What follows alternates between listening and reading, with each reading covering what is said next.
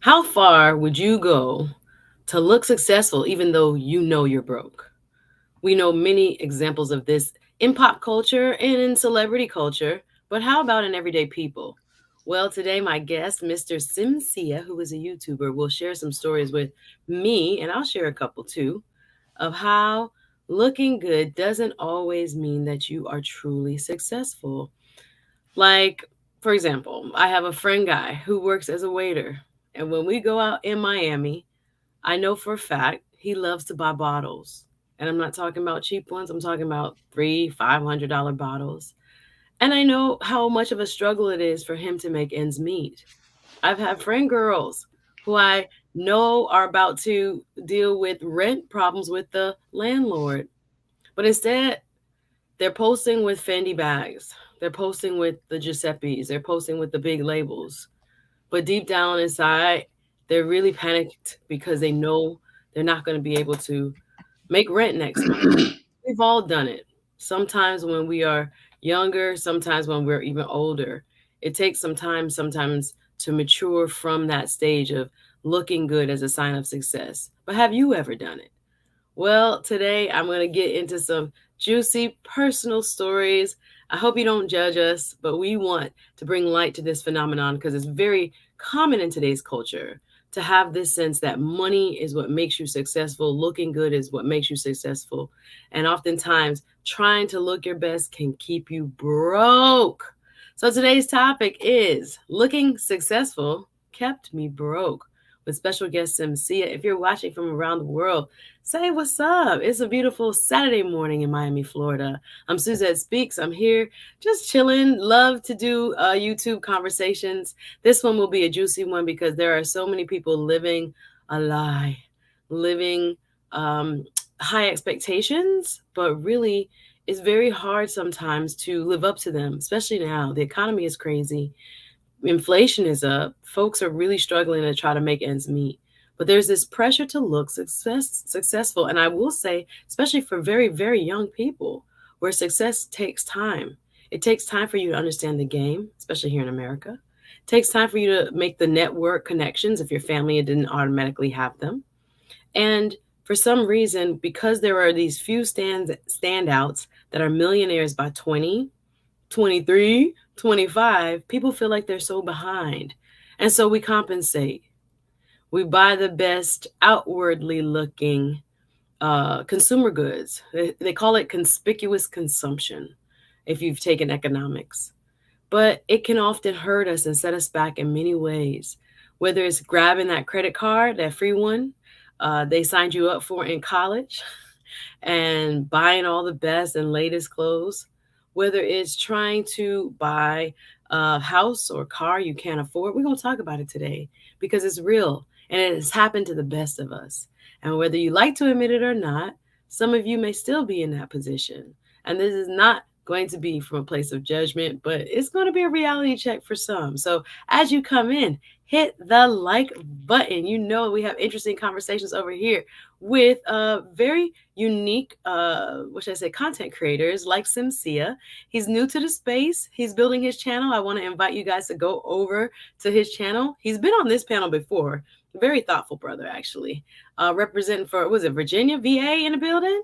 And I want him to be free to share. As he told me, he's like, Sue, I'm open book when it comes to this topic of how sometimes we look good, but we are financially in a whole different position than what we were trying to pretend to be. So whether you're watching on our sister broadcast on Saturdays, I simulcast on jamaicans.com, or if you're watching on my YouTube channel, shout out to my YouTube subscribers. We call them speakers. Shout out to all the speakers in the building who are here ready for just a fun conversation on this easy breezy Saturday.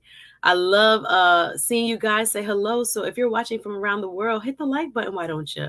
Show some love to the stream and big up my jamaicans.com co-host as well as all those watching from around the world. If you're team replay, you know what to do.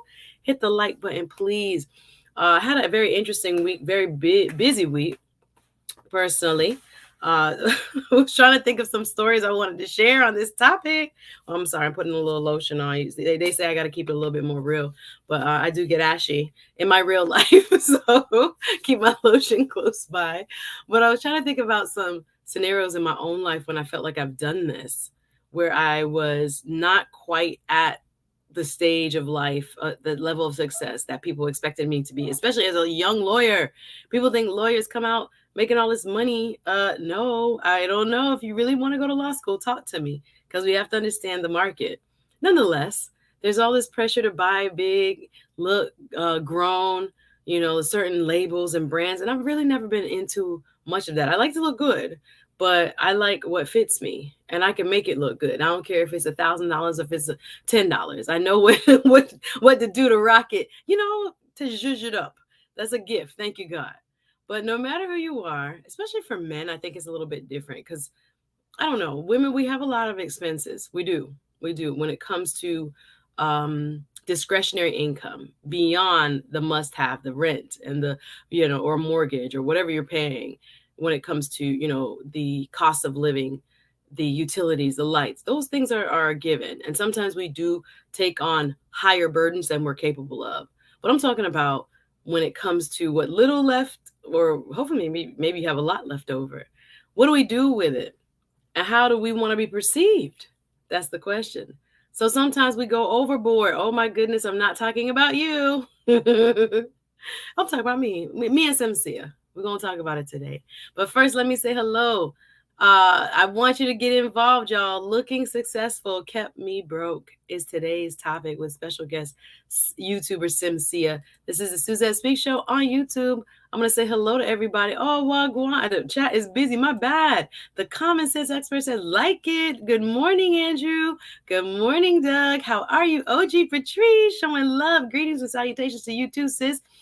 Feliz sábado, says Jenny Morena. Thank you and welcome. How are you, sis Brown Gal Peace Lounge? How are you? Happy Saturday to you too. Great. Oh, you judging, Doug? We're gonna try to be transparent, but you're gonna make us feel bad about it. Sometimes people, I don't know. In stages of life, you don't know. Like, it doesn't necessarily have to do with age. We're gonna talk about some scenarios when we were a little younger, but if people try to fit in with the Joneses or to look like they got it together at any stage of life, right? So we're going to kind of warn against it, but it's a reality.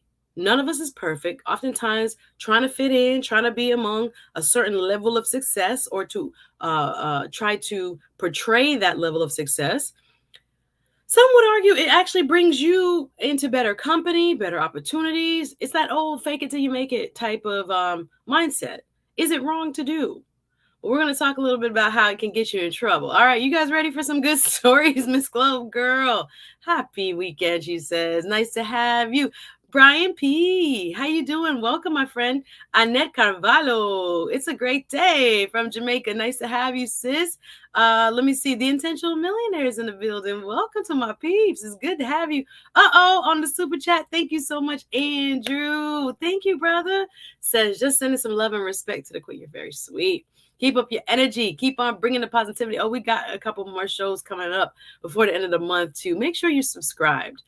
Hit the like button as well. I know sometimes people can't catch all the lives, but I'm definitely going to go into, I think, pre-recorded. That's my goal before the end of the year, so it can be easier to upload in case you can't, make the lives, etc. I know it's not a lack of love, but everybody's busy, and I think we're just talking to Simcia offline about, things have opened up and people are juggling, right? We're trying to pay for these extra expensive groceries and gasoline, so I get it. But when you're here live, it makes me feel so good. I'm grateful to supporters like you, Andrew, for always supporting my content, cheering me up and cheering me on. So I appreciate you, brother. Thank you, thank you, thank you, thank you for the positivity. I appreciate you, brother. Facts and the uncomfortable truth with Bernard. Nice to have you. Peace to the chat, he says, and Suzette and Simcia. Simcia's in the chat, yo. I love it how he multitasks and keep us moving. Hey, Reese from Philly, the Red Dragon.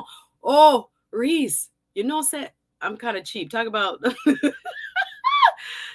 living within your means. So I don't have the extra HBO package to watch the prequel of my favorite show, the Game of Thrones. So Reese, I wonder if you've been watching it, and you can kind of tell me. And I found a website that discusses the plot, and I'm like, should I just read the plot lines and understand what's going on? Because I'm too cheap. I don't want to put no more. My cable bill too high. I don't want to put no more on my cable. So you can tell I've passed certain stages, but I do want to watch Game of Thrones. I hate when they do that. They put it on the one channel. Now I gotta buy it. But I want to Reese, the Red Dragon, if you are keeping up with the new Game of Thrones, let me know, brother. No judgment, Doug. Okay, you changed your mind. Yes, VA is deep in the chat. Shout out to Virginia in the building. Simcia, brother Bernard, everybody, Intentional Millionaire. I see y'all. Glad that you're here. Thank you so much for the love, facts, and the uncomfortable truth with Bernard. Yo, this man is one of the busiest men on YouTube. Not only is he a YouTuber, he's also taking classes. He's back in school. I was like, what made you do that? I'm done. I don't think they can pay me to go to another class unless it's like really free and really easy. But no, salute to you. I know you're super busy these days. So I've been watching your channel. I know you'll have more time when things progress, but congratulations to you. Going back to school is wonderful. And I wish you the best along that journey. And of course, right here on YouTube, I always appreciate your feedback. Bernard is one that offers his feedback in love, so I appreciate that very much. But today, no comment, no question, just love, and I appreciate you so much. Y'all check him out, and please subscribe to Facts and the Uncomfortable Truth with Bernard as holding me up. Thank you very, very, very, very much for your super chat. I see Harrison Family Values will be on next week. Harrison, we have not picked a topic. Harrison Family Values keeps it juicy.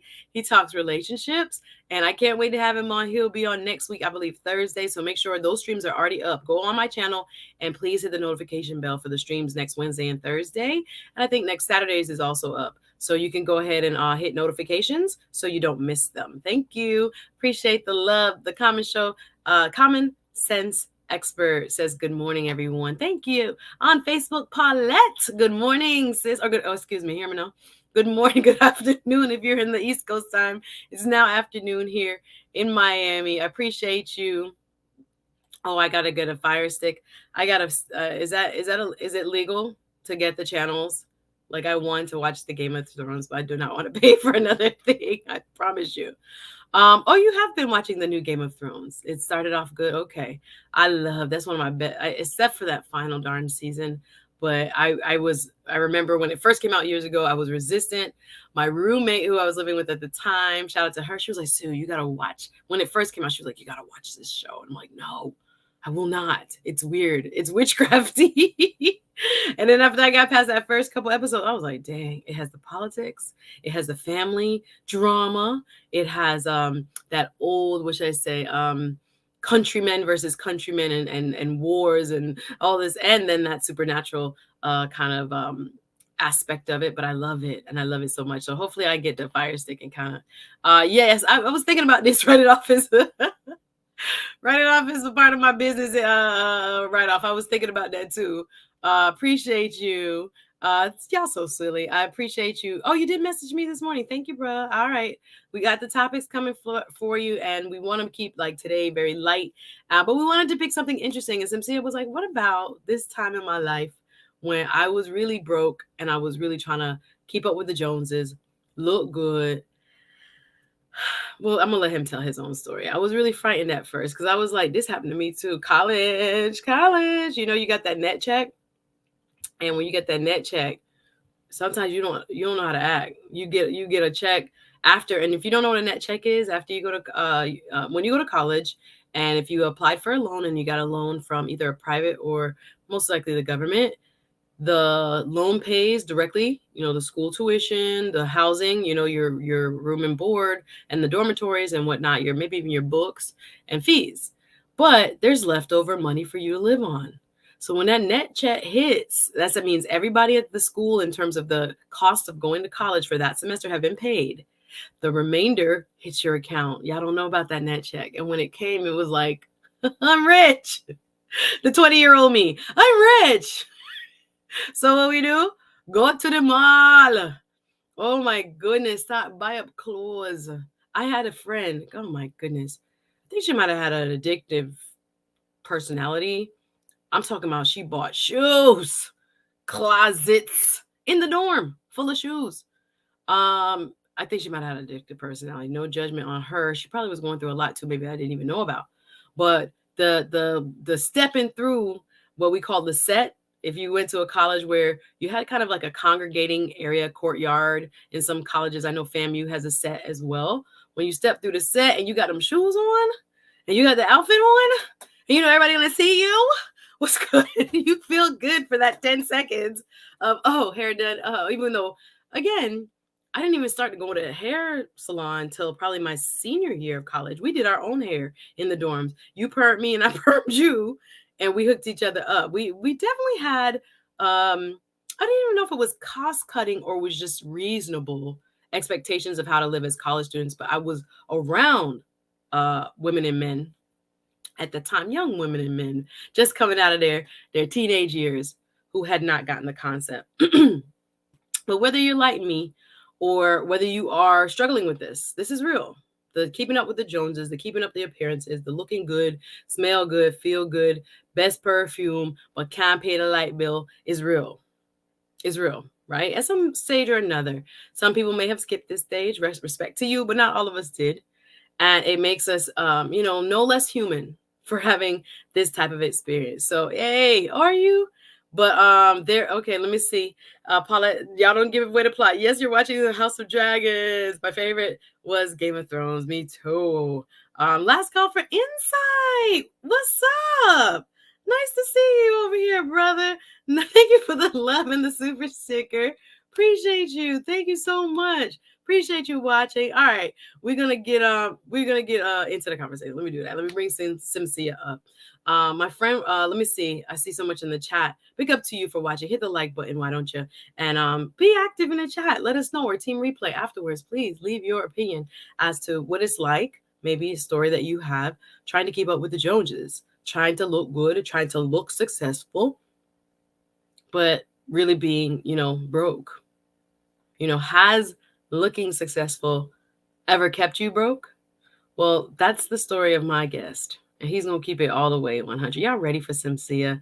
Big up to everybody watching. Again, thank you, last call for insight. Well, without further ado, Doug says, my friend was smart. He would take those checks and use them. See, put down payments on rental property. I wish somebody would have told me that back then.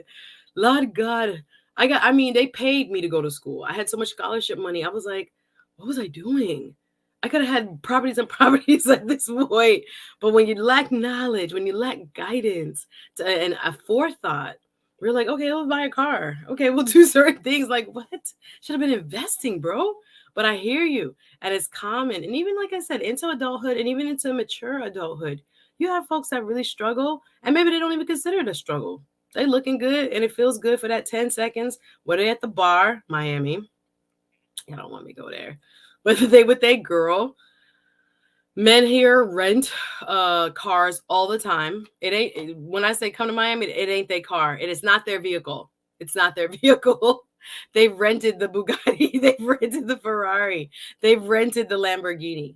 And I think some of it is fun. Okay, you want to come to Miami and ball out and look like, okay, Miami Vice. Okay, fine. But you have people that do that on the reg. Pull up to clubs in cars that are not theirs. And then you're mad at girls that come to you because of the car, and now we're in a cycle. But it's like this whole facade. I know Atlanta is big for this. Where my Atlanta people at? Because Atlanta is known for this heavy, and I don't mean to disparage Atlanta, but fake it till you make it kind of ethos. I met in Atlanta a parking garage attendant. I think where was that? Atlantic Station? Park. And then you are the security guard under the parking garage. And he gave me about 4 business cards of other things he's doing. Not saying brother couldn't have been a hustler. Not saying he couldn't have, 5 businesses. Ooh, best story in Atlanta. Went at the club, the best looking guy at the club. This is years ago. Y'all don't judge me. I was like, yes, me and Cuz was out. I was like, oh no, that one, that's me. That's me right there. What y'all don't know? Y'all don't think I look around too? I looked around. I was like, oh, that one right there, that's me. That's me. Oh, okay, bump into you. Oh no. Game. I talked to the man start dancing with me. Good, nice looking man. Nice suit. Nice. I was like, oh, okay, straight up. Let's go. When I get to the walk to the car, the man, I thank God he told me then. I'm talking about I'm talking about sweat out your hair dancing all night, right? Vibes. I'm like, oh, okay, winning. Got a friend in Atlanta now? No. How about we get it's too much information. We walking out to the car and he tells me, I just want to tell you something. And I'm like, what's up? This young man, this fine brother tells me, he's like, you know what? I just got out of a relationship. I'm divorced now. I just moved to Atlanta. It was maybe like a few weeks ago. I'm living on my homeboy's couch. I think he said he was a nurse. I can't remember if he was in nursing school or he was a nurse. And then he's like, I'm just getting back into school. I haven't found a job yet. And I just want you to know where I am. Well, one half of me was like, thank you, Lord. I didn't have to find out 6 months from now. And the other part was like, this man, I'm telling you, the crispiest, cleanest, finest man in the club. And when we walk outside, he was like, I don't know how he brought that drink. His homeboy might have bought me the drink. I was like, he sound like he ain't got no money.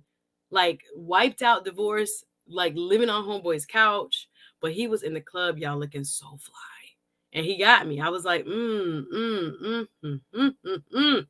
I said me dancing, dancing.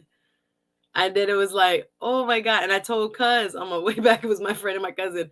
I was like, he says he's basically broke. He says he's living at his friend's on the couch. And they all were like, no. And we were like, yes. It was, I'm just glad. Y'all hit the like button. I'm just glad he told me. But did I call him? I don't think I called him. Don't judge me. Don't judge me. It was too much. I had this whole other backstory for this gentleman. And then when I got outside in the light, you know, when the lights come on, I was like, okay, all right, I'm gonna give him my number. Okay, cool. We get the whole backstory. And I was like, yikes. How many more of this is in Atlanta? I was like scared of men. After that, I was like, I ain't picking up nobody in Atlanta. They ain't got no bread. It's not about the bread, y'all. It's not about the bread. Okay. Just as an illustration, y'all, we talking today about looking successful, but really being broke. I'm just giving some anecdotes. I'm gonna bring up my guest. Let me see what the chat has to say. It's a beautiful Saturday. Happy Saturday. If you're just joining, it be like that sometimes. Sometimes you just got to look good. I'm sorry. I've done it. Not to make fun of this guy. Sometimes you got to do what you got to do. You are so stressed. You don't know how. You praying to God. You like, God, you see this bill. When I had my other office that was so expensive, I was like, God, you know this office gonna be paid for. Send the cases, God. Like it happens. I'm talking about any level you're at. You could be at the middle, the top, and what so-called economic struggle. But everybody has, I think, if you're human, has had some kind of phase of life where you're looking at your bank account and you're going, this is not real. But you got to go out with family, friends, you know, a significant other and whatever. And you just do what you have to do for that night. And you're like, God, Jesus, let this credit card. Anybody ever prayed at the credit card machine? Lord, please let this credit card run. I probably wouldn't go out if I think my credit card wasn't going to run. I've had homegirls say out loud, girl, I hope this go through. And I'm like, Heifer, what you gonna do? What you gonna do? I'm gonna pay the bill? Like, what you mean I hope this goes through? What do you mean? Oh, Lord, they gonna keep us broke, but this is real, especially in nowadays times. We got a lot of people feeling the pressure. Welcome, everybody. Hit the like button as you come in. Salute, Miss AKA Lady. Nice to have you. Good to see you. Doug was smart. Doug says, I took one check, invested it in my first stock as a class project, and I quickly learned how politics affects the economy. And one policy for stem cells was rejected. I watched the refund check go goodbye. Yes, when stocks go up and down. Easy gospel piano lessons. Good to have you. Says rich people don't need to show off. Hello. The brokest people try to be the most outwardly, you know, what should I say, accepted in terms of our rap game. The diamonds. and the diamonds that's going to get snatched off your neck and a man going to shoot you over the said diamonds, right? But I agree with you, because they know what they accomplished. Poor mentality needs to stunt because they don't have no wealth, or it's brand new, I would add. If it's new, hey, we can't control it. We can. Yes, he was. He was honest. It happens a lot, I'm sure, in Atlanta and other cities too. Easy Gospel Piano Lessons adds, our culture looks down on regular wearing guys, so we have to appear to be what we're not to attract people who aren't being themselves either. Isn't that crazy? I had a guy one time at a bar. This was in downtown Hollywood, Florida, and I was remembering I was trying to talk to him. He was sounding a little standoffish.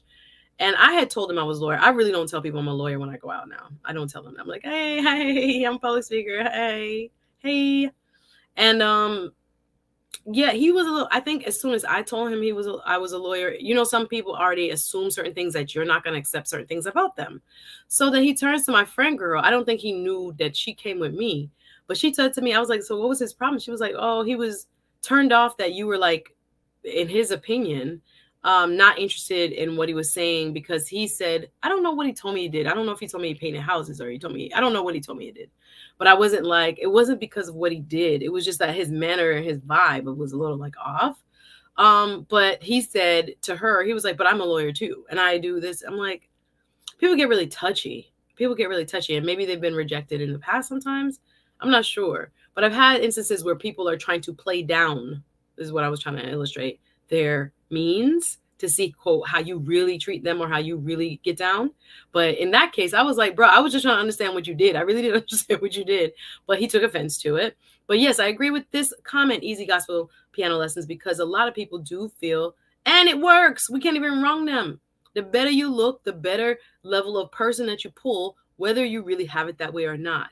But can trying to appear successful without truly having what Jamaicans was called the backative, the goods, can it blow up in your face? Well, Simcia is going to let us in. Let us into some of the ups and downs of trying to look good, but still knowing you broke, right? And how the struggle to look successful actually can keep you broke, and how he got out of that cycle. And I appreciate him being here already. The Great Bill is in the building. There's a credit card machine, only see ATM machines. Hello. Andrew says, yes, I had a Chase put a security block on my credit card when I went out on a date. Thank God I had a whole bunch of other cards. That's embarrassing. Isn't that embarrassing? When they were, oh my goodness, Sunbreeze, missed you. I hope you're good. I know you're probably busy. Glad to have you here, sis. And I'm glad you are back. And she says, hit the like button. Appreciate you being here. Rose B, okay. Realtor, South Florida, let's go. Glad to have you too, sis. I'm so excited. Simcia, how long I've been saying I want you on the show, Sim? Well, 5 months ago, since we first met, when we were doing bigger panels back in probably February, March-ish, January-ish. And I've seen you kind of like find your voice as you're developing your channel. And I wanted to encourage you. So I'm so glad you're here. Y'all give a warm Suzette Speak Show welcome to my brother, Sim to the Sia. Wagwan. Wagwan. How's it going, Suzette? I'm over here dying. Listen to your stories. Yeah. Oh, I got a couple more, Sim, but I can't wait to hear yours. Thank you for being here. How you feeling today? I'm feeling good. Can you hear me? Let the people see the background. Hold on. Let the people see the background. Sim looking sophisticated. Oh, okay. Bring me by the fireside. I like it. Oh, and you're going to share a little bit first, please, about your channel itself. Congrats on your channel. Starting up and kind of pushing content out there. So what you talking about on your channel? Yeah, so on my channel, I share some of the stories that I'm going to talk about today. And my primary objective is to be a regular person. I think that we spend so much of our adulthood pretending to be someone that we're not. And I think that there's tremendous value in you being honest with yourself about where you're at and being honest about where you're going and some of the discoveries that you made along the way. And I think that I've observed a lot of people who probably went to further extremes than I did in order for them to portray themselves as being more successful, when it's obvious that it's not even possible for you to be as successful as you would like to portray that you are. And then at the end of the day, like ultimately, who benefits when we do that? You know, is it serving us? Is it serving us in the short term? Is it serving us in the long term? Or is it serving a completely different group of people who could care less about us? You know, and That's so I some just think real stuff. it's important to have those realizations. Well, Simcia in the building. Y'all go over, subscribe, show some love to my brother. You see, he already coming out. Who is it serving? Is it long term? Is it short term? We gonna get there, Sim, because I know you're a deep thinker like myself, analytical, curious, and I really enjoy some of the content I saw. So I'm not gonna spill the beans. Go over to his channel and support you guys, and it's in the description as well. He's on Insta, he's on Facebook, the real Simcia. So Sim, you started a channel trying to talk about is self-discovery, and today we're going to talk about an angle of self-discovery when it came to looking good but being broke. And I know when we kind of spoke a little bit yesterday, we were like, okay, you really want to go there? It's the internet, and folks can be judgmental, but I applaud you for kind of still wanting to be transparent with a few examples of like what this was like for you. So where do you want to start? I don't want to just jump right in. Where you want to So, start? so I mean, I take you guys back to maybe I'd say the early 2000s, right? So in the early 2000s, the summer of 2001, Fast and the Furious comes out, right? So Fast and the Furious comes out. Any guy who's a car guy sees that movie. It has a whole bunch of racing, drama, and everything like that. And in February, I had a car at the time when I went to go see the movie, but my car wasn't reliable. I mean, it was my first car. I bought it almost sight unseen. I didn't take it to a mechanic or anyone to check it out. But the bad part about this car, it would cut off at lights. It was just very, very unreliable, right? So long story short, February of 2002, I decided to buy a car. I find a Honda because I have seen Fast and the Furious, and I said, let me buy a Honda and let me hook it up and so on and so forth. So I purchased this car. It didn't have a lot of miles on it, but here I am now committing to a car that I believe to be more reliable than the first car that I had. And the intent is for me to hook it up like they did in the movies. And I told myself I was going to work hard and do whatever I can to hook up my car like like they did in the movies. Now, mind you, this is a 4-door sedan. It's a Honda Accord. And here I am choosing little parts that I want to start hooking up. And at the time in 2002, I was looking on eBay, looking for different things that I could do to the car. And that's where my journey started. And so here I am So having that can I car. ask you a couple questions? Go ahead. I'm curious. So Fast and Furious comes out. Were you living on your own, kind of financially independent at the time? No, I was in high school. So I was in Oh, this high is right school. after high school. Okay, my No, no, bad. no, no. I was a senior in high school in My bad, 2000. my bad, my bad. Okay. So So very young. well, the summer of 2001, I was in between junior year and senior year. And Okay. so here So I you see am. this car sight unseen. It's like your dream car. Thank you to thank you to Vin Diesel. Is it? And who else is in Fast and Vin Furious? Diesel, Paul Walker, Tyrese. yeah, So the you're whole like, gang. I gotta get this car. All right. So what happens next? Listen, so I'm committed to having a race car, right? So this is the whole tuna era. If I don't know how it was in Miami, right? But here in the Raleigh Durham area, there's not a lot of people who are rich, right? So, but there's a lot of young people who have Honda Civics, who have these cars or what have you. And we're committed to hooking them up, putting tent, putting stereo systems and the whole nine in it. And I remember probably within like 2 weeks of me having a car, I went to the flea market, spent like $400 on a stereo system, right?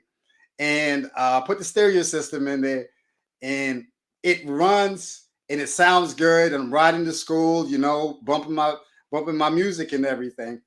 And I promise you, my system lasted no longer than 30 days. By the 30th day, it blows. I go back to the flea market. I tell the guy, hey, man, listen, the system that you sold me is bogus. How is it that it only lasted 30 days? I need you to give me my money back, right? We get into it a little bit. And he says, look, man, I can't give you money back. I said, look, it's only been 30 days. You got to give me my money back, man, right? At the time, I'm working a whole bunch of hours, and so I'm walking around. I have cash with me, and I'm flexing on people, right? I'm taking my money and I'm using my money in order for me to treat people bad, right? And I said, look, I just spent $400 with you, man. Here I am. I'm 17 at the time, right? I spent $400 here, man. I need you to get this right.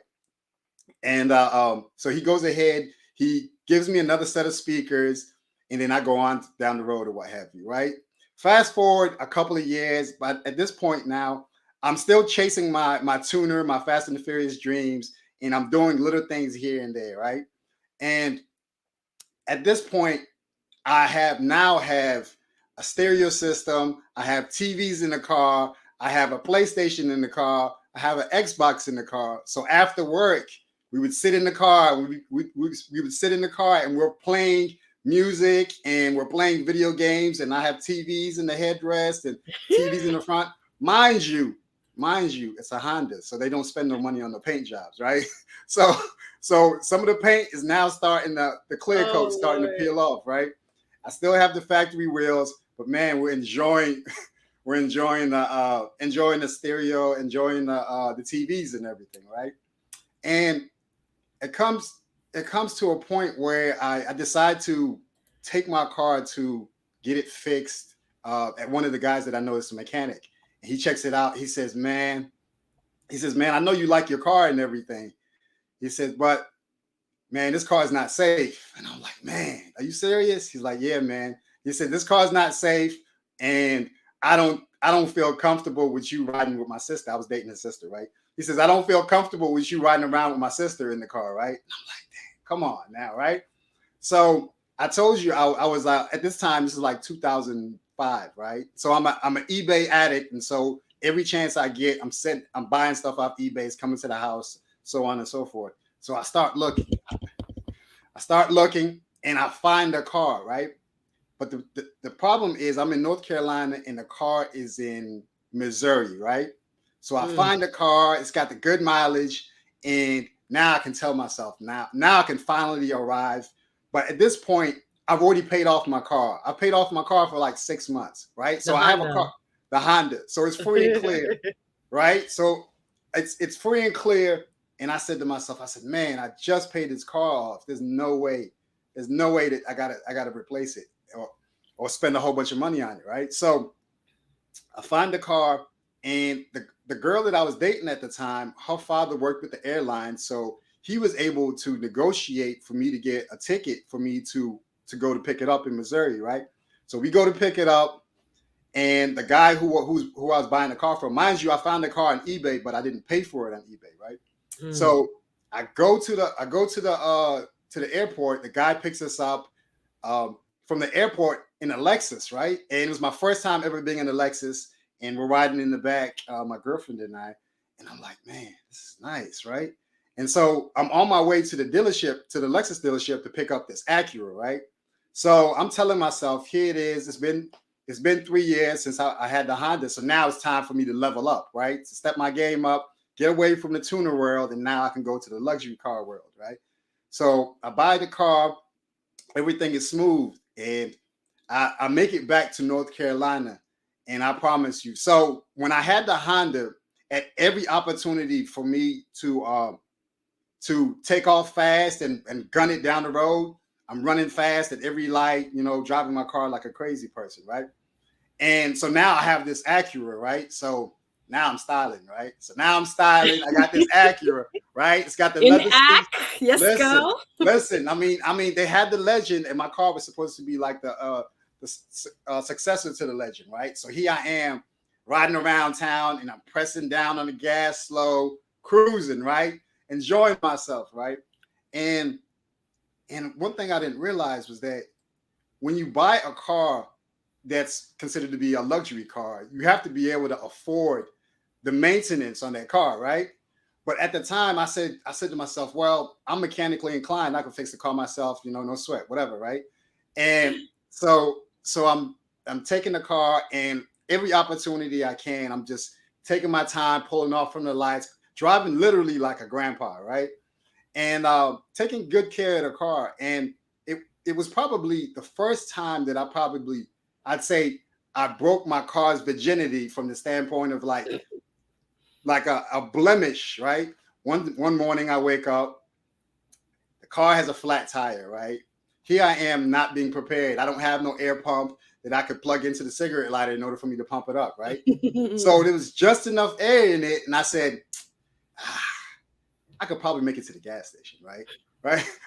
I could probably make it to the gas station. So I pull off from the house. I'm driving to the gas station, right? Driving to the gas station. And so if you know about driving on a tire that has low air, so the tire, when you're driving with on a tire that has low air, wherever the weight of the car goes, the tire is going to move away from that, right? So I'm driving and I'm worried. I'm looking out. I'm like, okay, well, cool. I'm not messing up my rims, right? Factory wheels, right? So, so I go to make a left turn, and all I hear is, right? And then I hear my rims being scraped on the ground, and man, heart drop. Listen. So at this point, I'm heartbroken. I'm like, damn. I was like, man, now my car is not as fresh as it was before, right? Because mind you, the most valuable cars in this world are cars that grandmas previously drove, right? Because we know grandmas, they're going to take the car and they're going to drive it to the dealership for every single service. They're not trying to drive the car or they're not trying to fix the car themselves. They're taking it to the dealership for every single service. And this car was emblematic of that, right? So I could see from the vehicle history report from the beginning all the way to the end, right? So so that was probably my breaking point where I could no longer really treat my car like a baby as far as the wheels go. And I said to myself, I was like, man, now I have a blemish on there. It doesn't look good as it did before, right? So fast forward, I put myself in a situation where I end up getting a new job, right? So I end up getting a new job, but my new job doesn't pay me as much as my old job did, right? So now I'm having to build back up, right?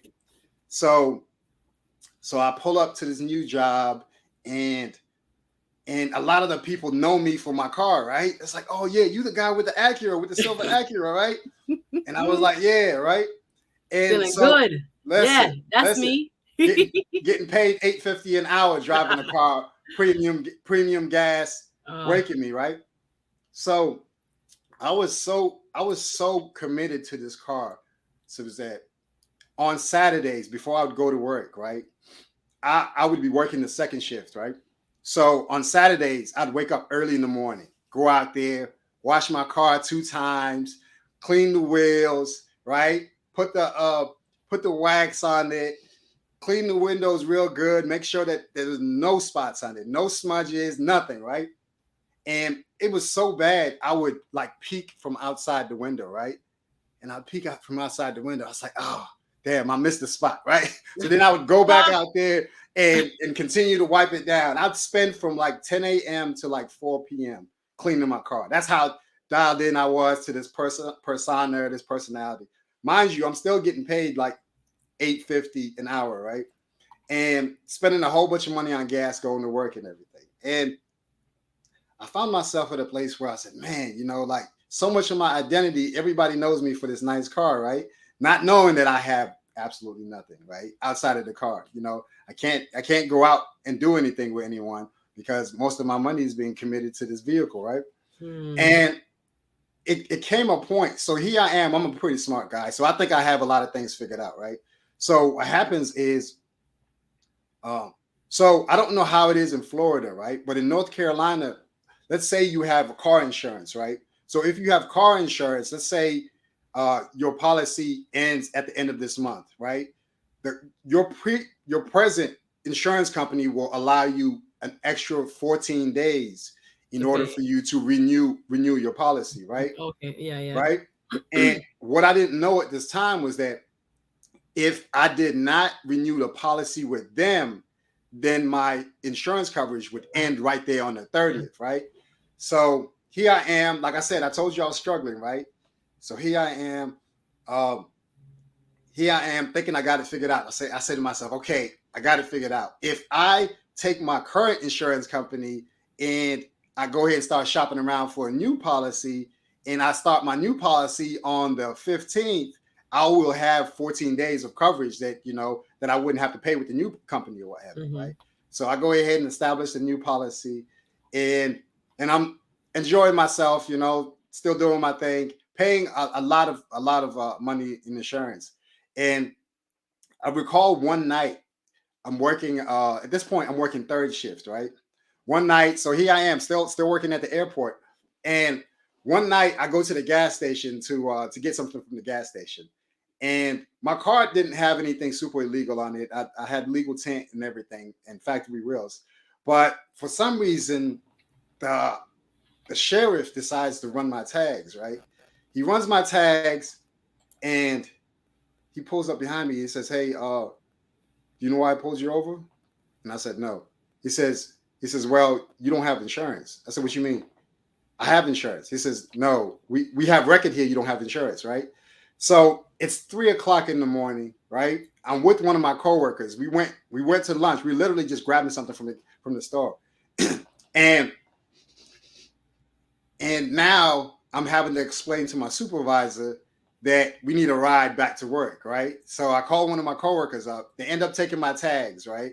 And I end up having to park my car in the parking space. And they told me, they said, "Look, don't let us see you driving this car, because you're not supposed to be driving this car with no tags on it." And I'm saying to myself, I'm like, So man, immediately they took the tags off. right then, yeah, because they said that you can't show us that you had insurance during this time, and you're gonna have to figure it out, work it out without the DMV. That's not our problem. All we know is we got to take your tags, right? So mind you, I have this car, so-called nice, right? And now this car is sitting in the parking lot. And I had to get one of my coworkers to come pick us up from the gas station and then drive us back to work. And I'm saying to myself, I'm like, man, how am I going to get this car back over here? I don't want nobody to mess with it. And so I'm sitting up there at work, and I'm saying to myself, I was like, man, here I am trying to do the right thing, and it's not working, right? And I'm not getting paid enough money for me to even, Go get your stuff. right? So I'm sitting up there, and I'm Lord. like, man. So anyway, like a couple hours goes by, like 6 o'clock in the morning. My coworker says, "Hey, look, let's go over there, let's sneak over there, grab the car, and then we drive it back over here, and then you just drive it home." So I grab the car, we sneak over with no tags, and like I said, it was right next to the airport. So I get the car, and I say to myself, I was like, man, how am I going to survive 30 days with no car, right? Oh Lord. No car, because they suspended my tags for 30 days, right? So I said, man, I don't know what I'm going to do, right? So I don't know about Florida, right? So in Florida, man, in Florida, I think y'all have like plastic paper tags, right? We at But the beginning, the trial ones, yeah. yeah, yeah. So Temporary tag. Mm-hmm. so I was able to work some stuff out, and um, I was able to get some tags, You to got allow me somebody to make you drive. some fake tags? They weren't fake, they were 30-day tags. Okay. So I was able to get someone to help me out, and because there was no way I could not have a car for those 30 days, and so that was one of the most embarrassing situations I found myself in, because I'm saying to Mm-mm. myself, like, how in the world am I going to sit up here and make it to work? And I'm driving 40 minutes each way coming to Oh work, my God. So there's no way I'm going to be able to ask anyone to give me a ride. No one lives close to me, so I'm like, I say whatever, right? So that was probably something that should have been clear to me, because I wasn't taking the car to the So dealership to let get me it ask you a fixed. couple questions, Cynthia. Sorry to interrupt. Everybody had questions in the chat. I just let you go because I didn't want to interrupt you because you was really into the story. Poor Simcia, was it worth it? Was one question. Last call for insight was like you drove the tire off the rim. Listen, I did. Uh, question says a great podcast. How, I think he wanted to say, how old were you when you did all this to your Honda? What version of Fast and Furious were you watching? Tokyo Drift. Lots of funny questions here. But yeah, you were very young. You were just out of high school. Yeah. So I was when I had the Honda from 18 to like 21. And then I bought the Acura when I was like 21, 22. So that's To me, that's you're a baby still. Those ages are like, okay, I'm just really figuring out life. So cars mean a lot to people in general. I think a lot to men, especially because they have often been marketed to be tied to your type of person you are. Down here, if you see a guy in like a Dodge Charger, you already know what time it is. If you see a guy in a Lexus, you know what time it is. It's so weird. Like it's kind of a reflection of, I don't know what that person may or may not stand for, but oftentimes it's a reflection of like personal traits or an identity of sorts.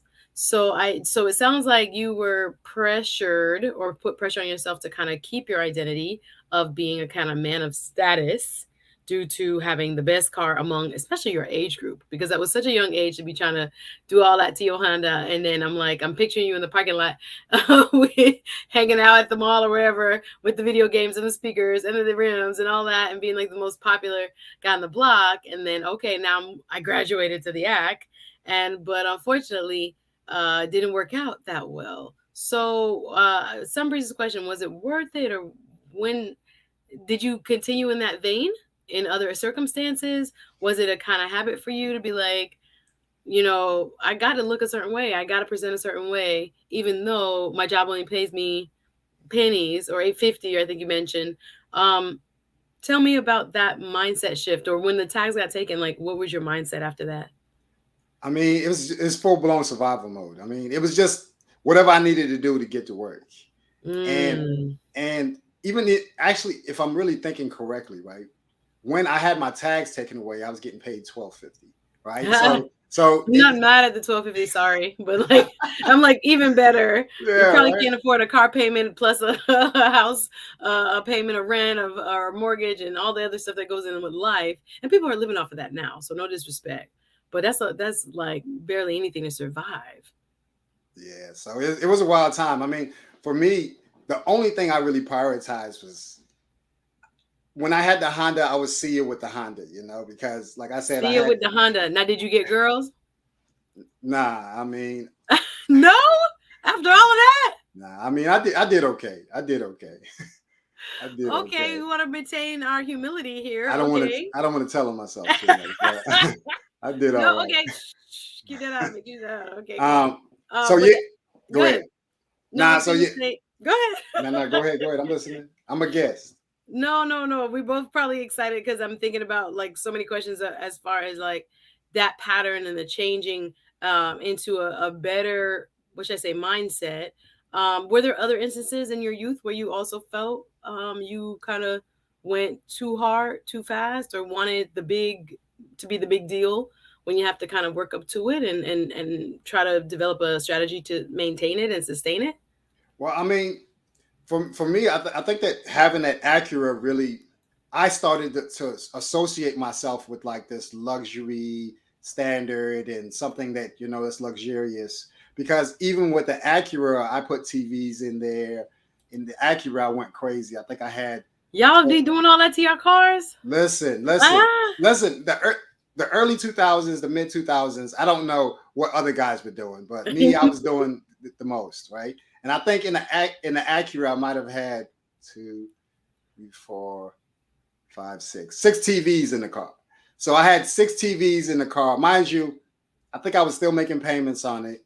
Uh, I was making payments on it, and luckily, I did all that stuff before I changed jobs to the 850 job. So it wasn't a huge, huge struggle. But I mean, like chasing the whole Fast and the Furious dream, put me in a tough bind. Like I can say, for instance, one of the things that I did to myself was in my Honda, I ended up racing someone in the middle of the night, and my car was slow, his car was slow, but we were calling ourselves racing, and we ended up getting in trouble, ended up getting a racing ticket. And so that increased my insurance cost. And so when I uh, when I ended up changing jobs and getting paid 850, I'm paying for me driving uh, and getting in trouble for racing, and then ultimately getting a reckless driving ticket. So I was just doing a series of like really wild stuff, and I can say that a lot of my identity was centered around like this whole luxurious presentation, and I can't say that I was even when I even think about dating, I don't even know what I was doing for my dates, honestly. I mean, I I was might have about to been say, did that translate to any kind of success in the marketplace? Shout out to dsaying. Like, was it bringing you people, or did you also apply it to your clothes, or were you, I had to be, top to bottom, look a certain way, hair always cut, always fresh, and were you that kind of guy as well? Well, yeah. I mean, I've He's I've like, always duh. I've always, yeah. I mean, I was heavy with the haircuts and the presentation. I don't know if you remember what throwbacks were things, so jerseys and Air Forces. I mean, I was a hustler too, right? So I did a lot of different things. I was doing everything from selling body oils. I was selling sneakers at one point. I even sold what did I sell? Sell body oils, sneakers.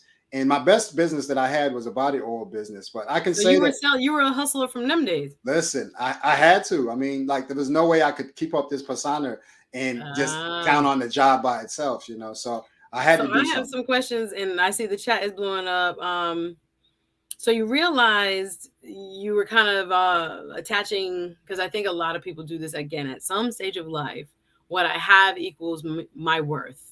What I have symbolizes my success. And I know some people may differ. They just say, I like nice things. I have a right to own them. And it doesn't necessarily define who I am, but it's a part of just my enjoyment of life. I get that too.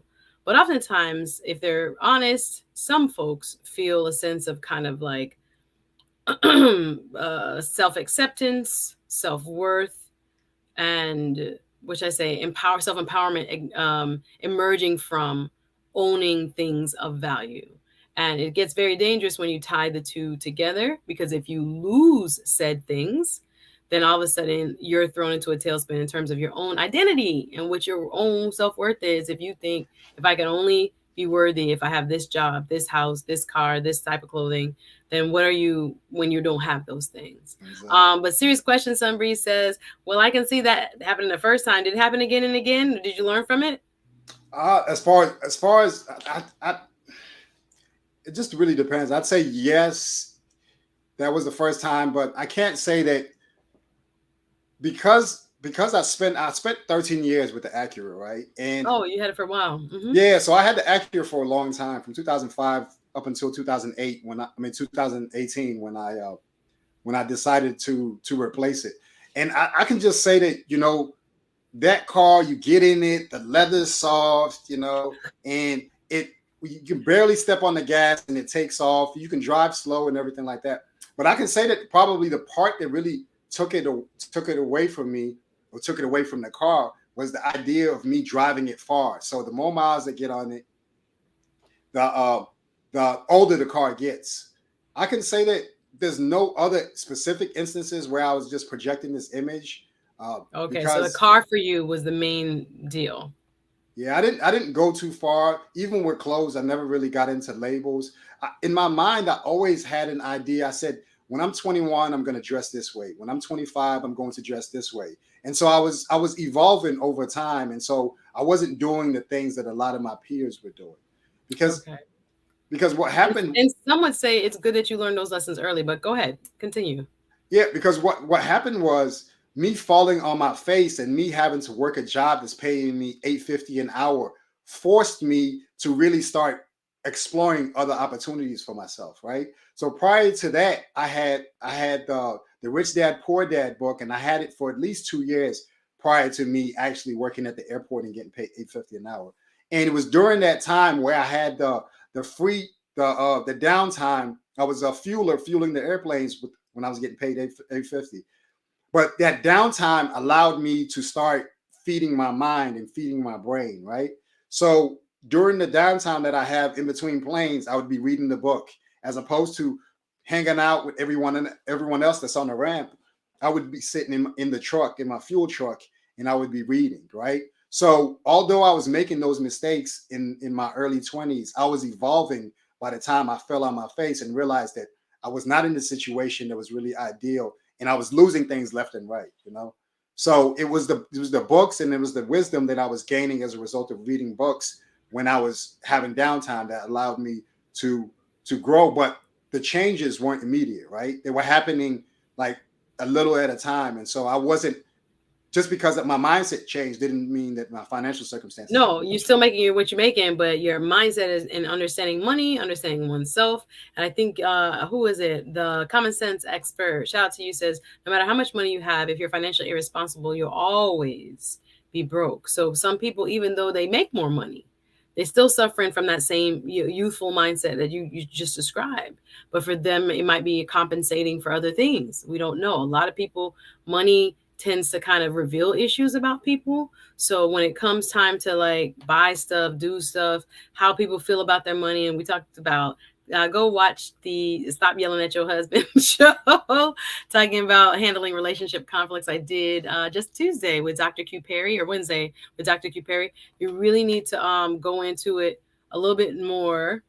And I want, like, in terms of your emotional state and what you've learned about money, because that's oftentimes a root, especially in marriages and relationships. It's a root of a problem.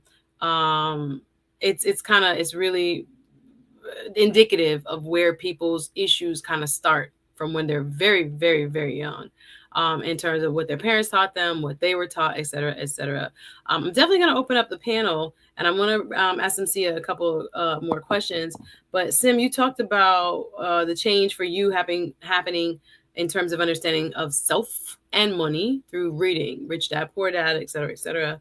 Um, uh, what was your first win when you started to shift that mindset, and instead of being like, I'm gonna put 6 TVs, yes, I think it was the Great Pill, was just like, yeah, 6 TVs, game systems, that's not a tuner, that's the young mindset. So what was your first indication? And I agree with you, Miss Clover. She was like, at least he didn't sell drugs. He was still trying to hustle, selling oil, selling all kinds of stuff. I'm picturing you, and I'm picturing the guys in Miami that walk around. I don't know if it's a thing where you are. Do people walk around malls and sell candy out of boxes? No, not at the mall. No. This is our, or outside of shopping plazas.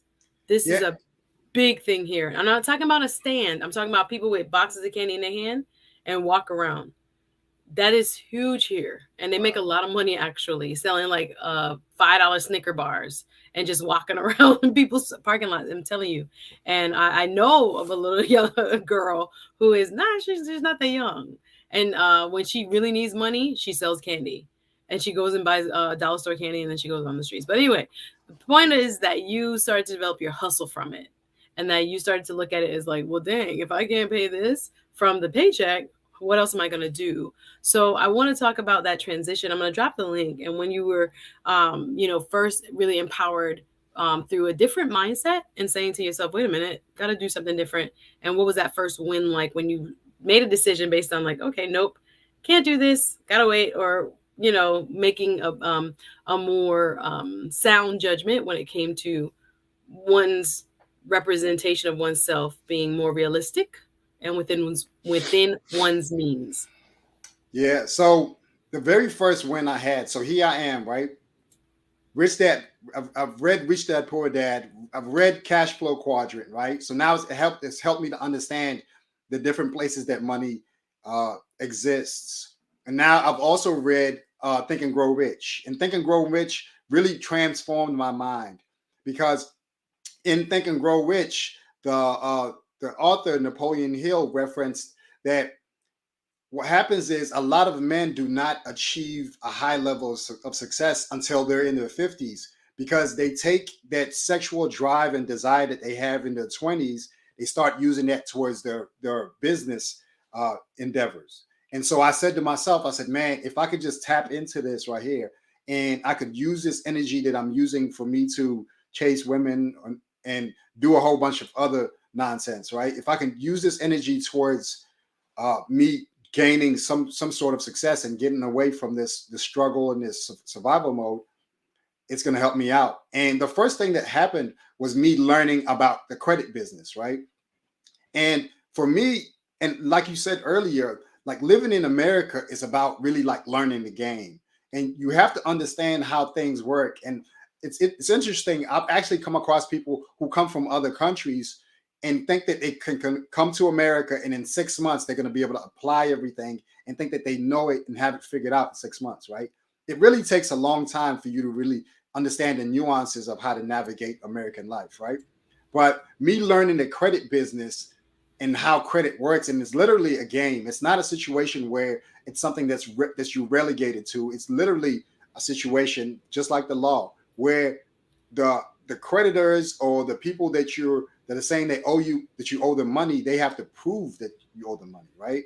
And that was something that really gave me great power because it allowed me to put myself in a situation where I could start controlling and dictating where I go, right?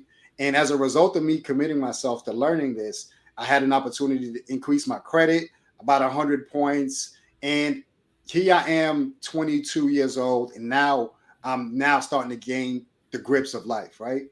And and once I really understood how credit works, then I said to myself, one of my partners said, "Hey, look, why don't you come and check us out and see if you're interested in starting a business or what have you?" Right.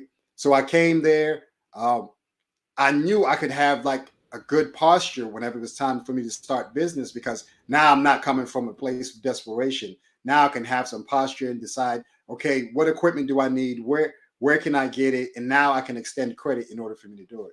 So me learning credit was my very first win because it empowered me to be able to say, hey, now I can control my life. And now I understand that the credit business is merely a game. It's not something that I'm relegated to just because someone says that I owe them. I have to force them to play the game with me in order for them to be able to to get the money from me. You know. Yeah, we call it the system, right? Jamaicans will say Babylon system.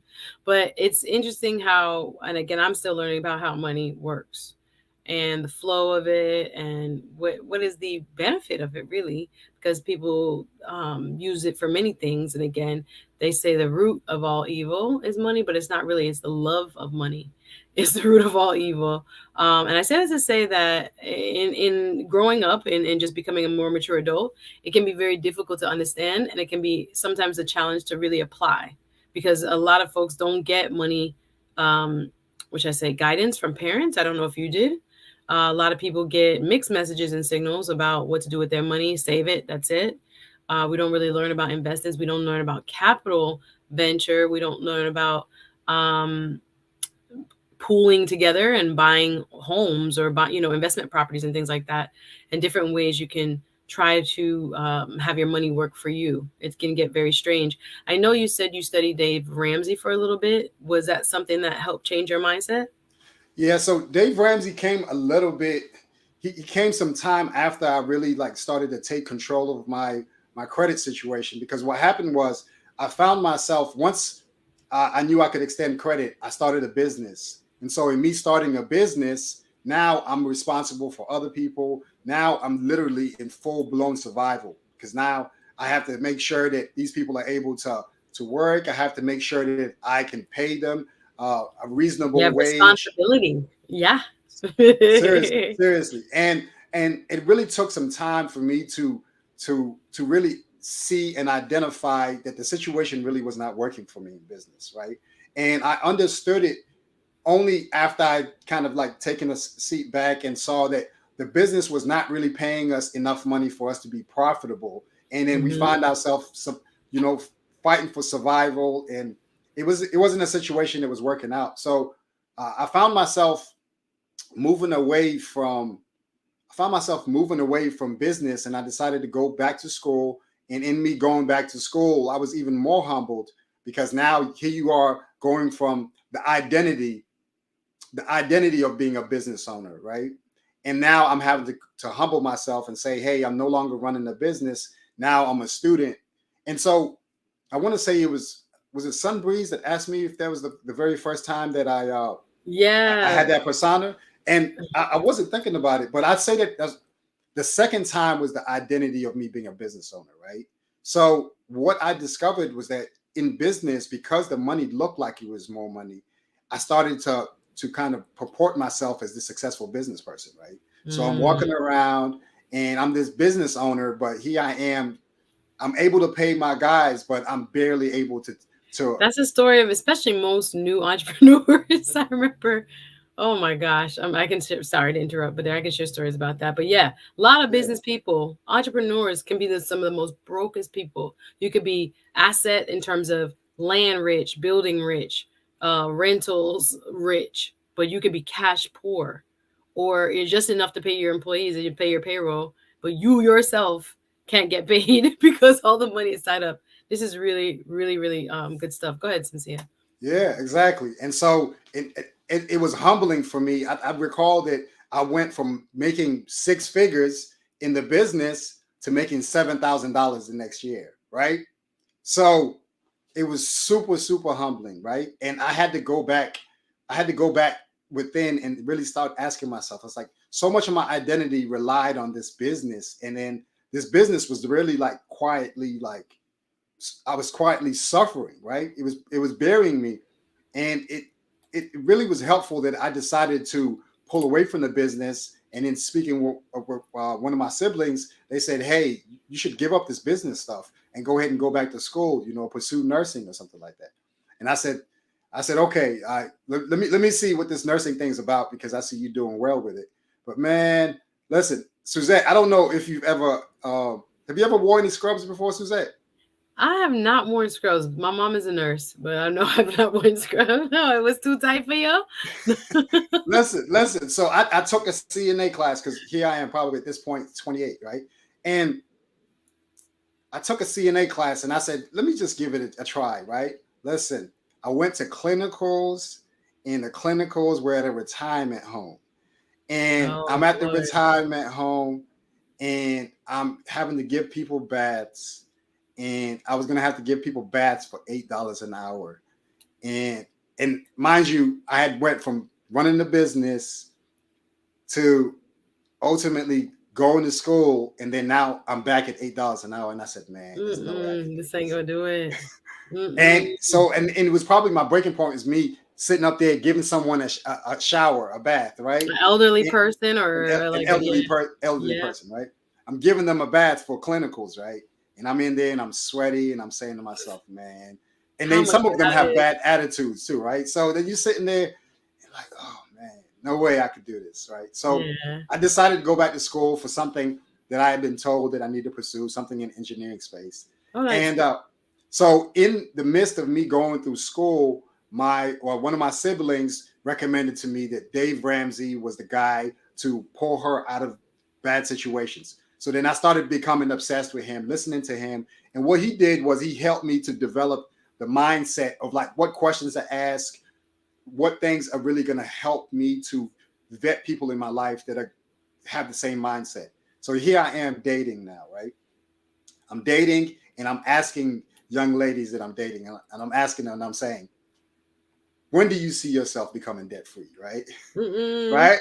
And so we're talking about people who are in school to be doing advanced studies, doctors and people who are committed from an educational standpoint. And I'm telling myself, I'm asking them, I'm saying, when do you see yourself becoming debt free? And some of them were saying, I don't ever see myself becoming debt free.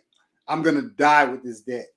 And it became clear to me that I was saying, there's no way I could be with someone who's having that kind of conversation, right? Oh my. Because now I'm developing this financial acumen. I am I'm a part of an internship program, and so I'm now kind of coming back, Hold right? up. So you was kind of flosser, and now you looking at other people that's flossing, or other people at least that don't have the same financial perspective as you now, as you're elevating, and you're like, girl, you got to get yourself together.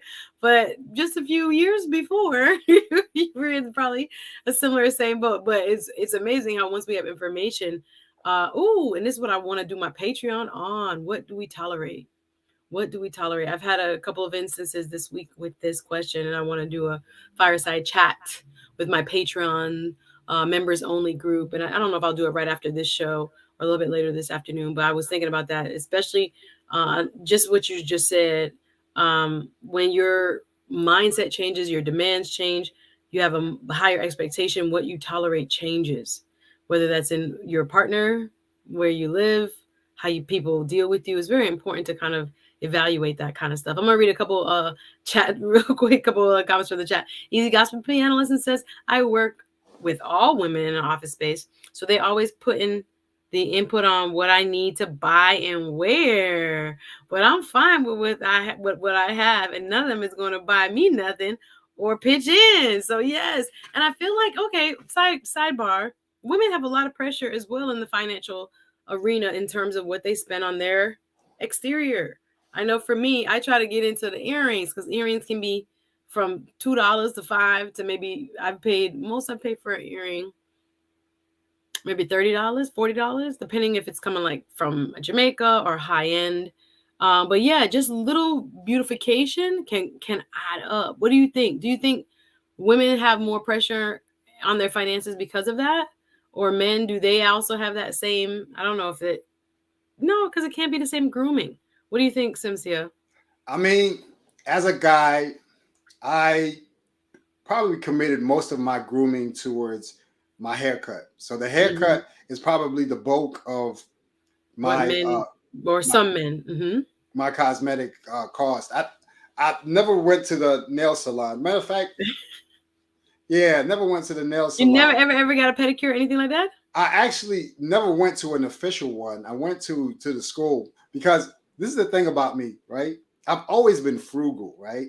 But Okay. so I'm not. I don't identify as being cheap, but I'm frugal, right? So what I did was, so There's a I difference. I got you. I got you. I right. feel the same way sometimes. I'm like, nope, I'm not doing that.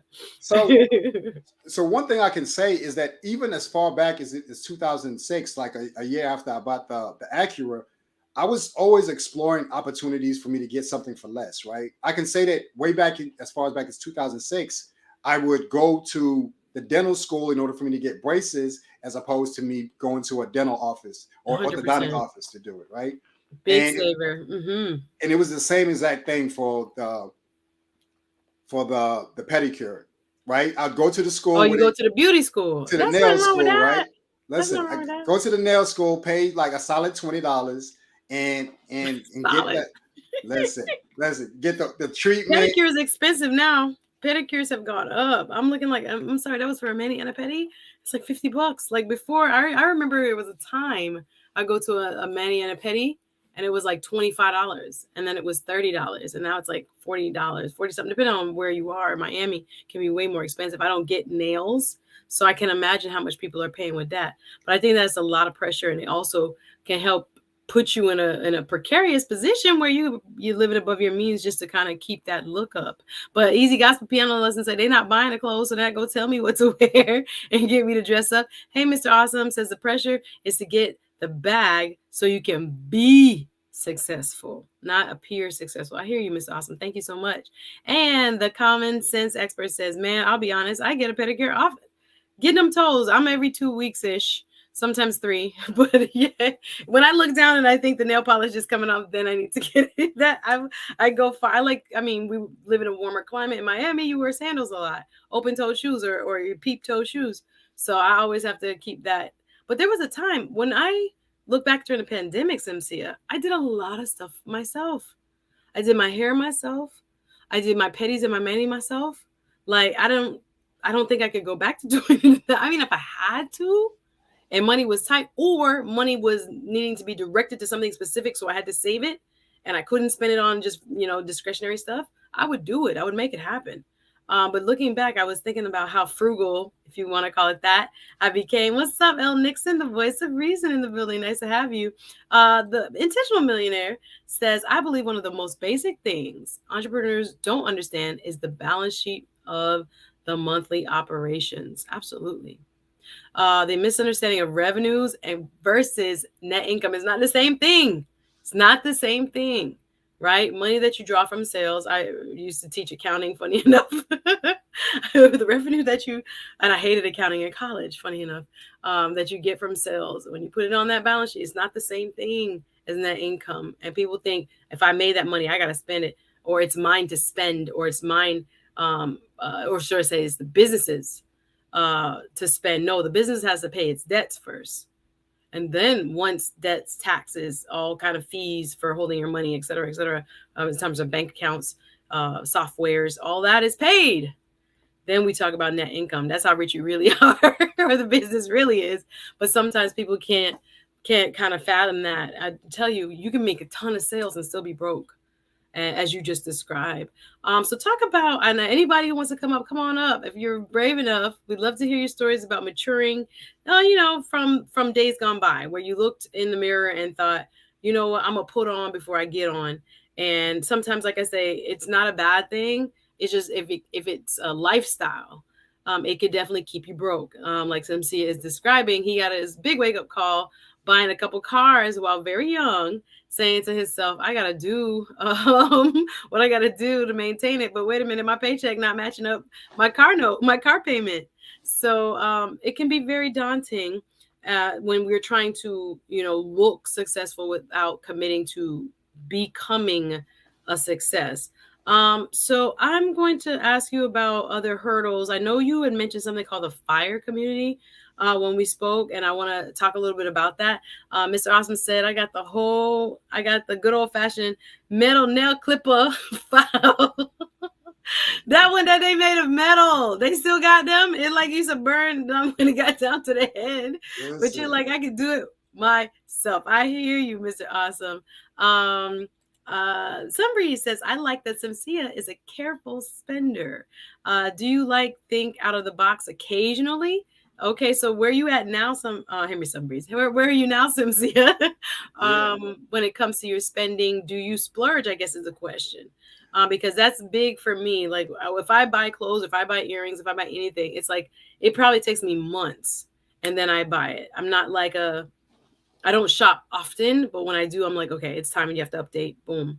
Or you have the means. So I'm gonna put that 150, 200, whatever it is, towards that as a splurge for that month or whatever. How do you decide when to splurge or yeah. if it's okay to? I don't really splurge, and you know what's interesting is that you know I think the frugal mindset is good.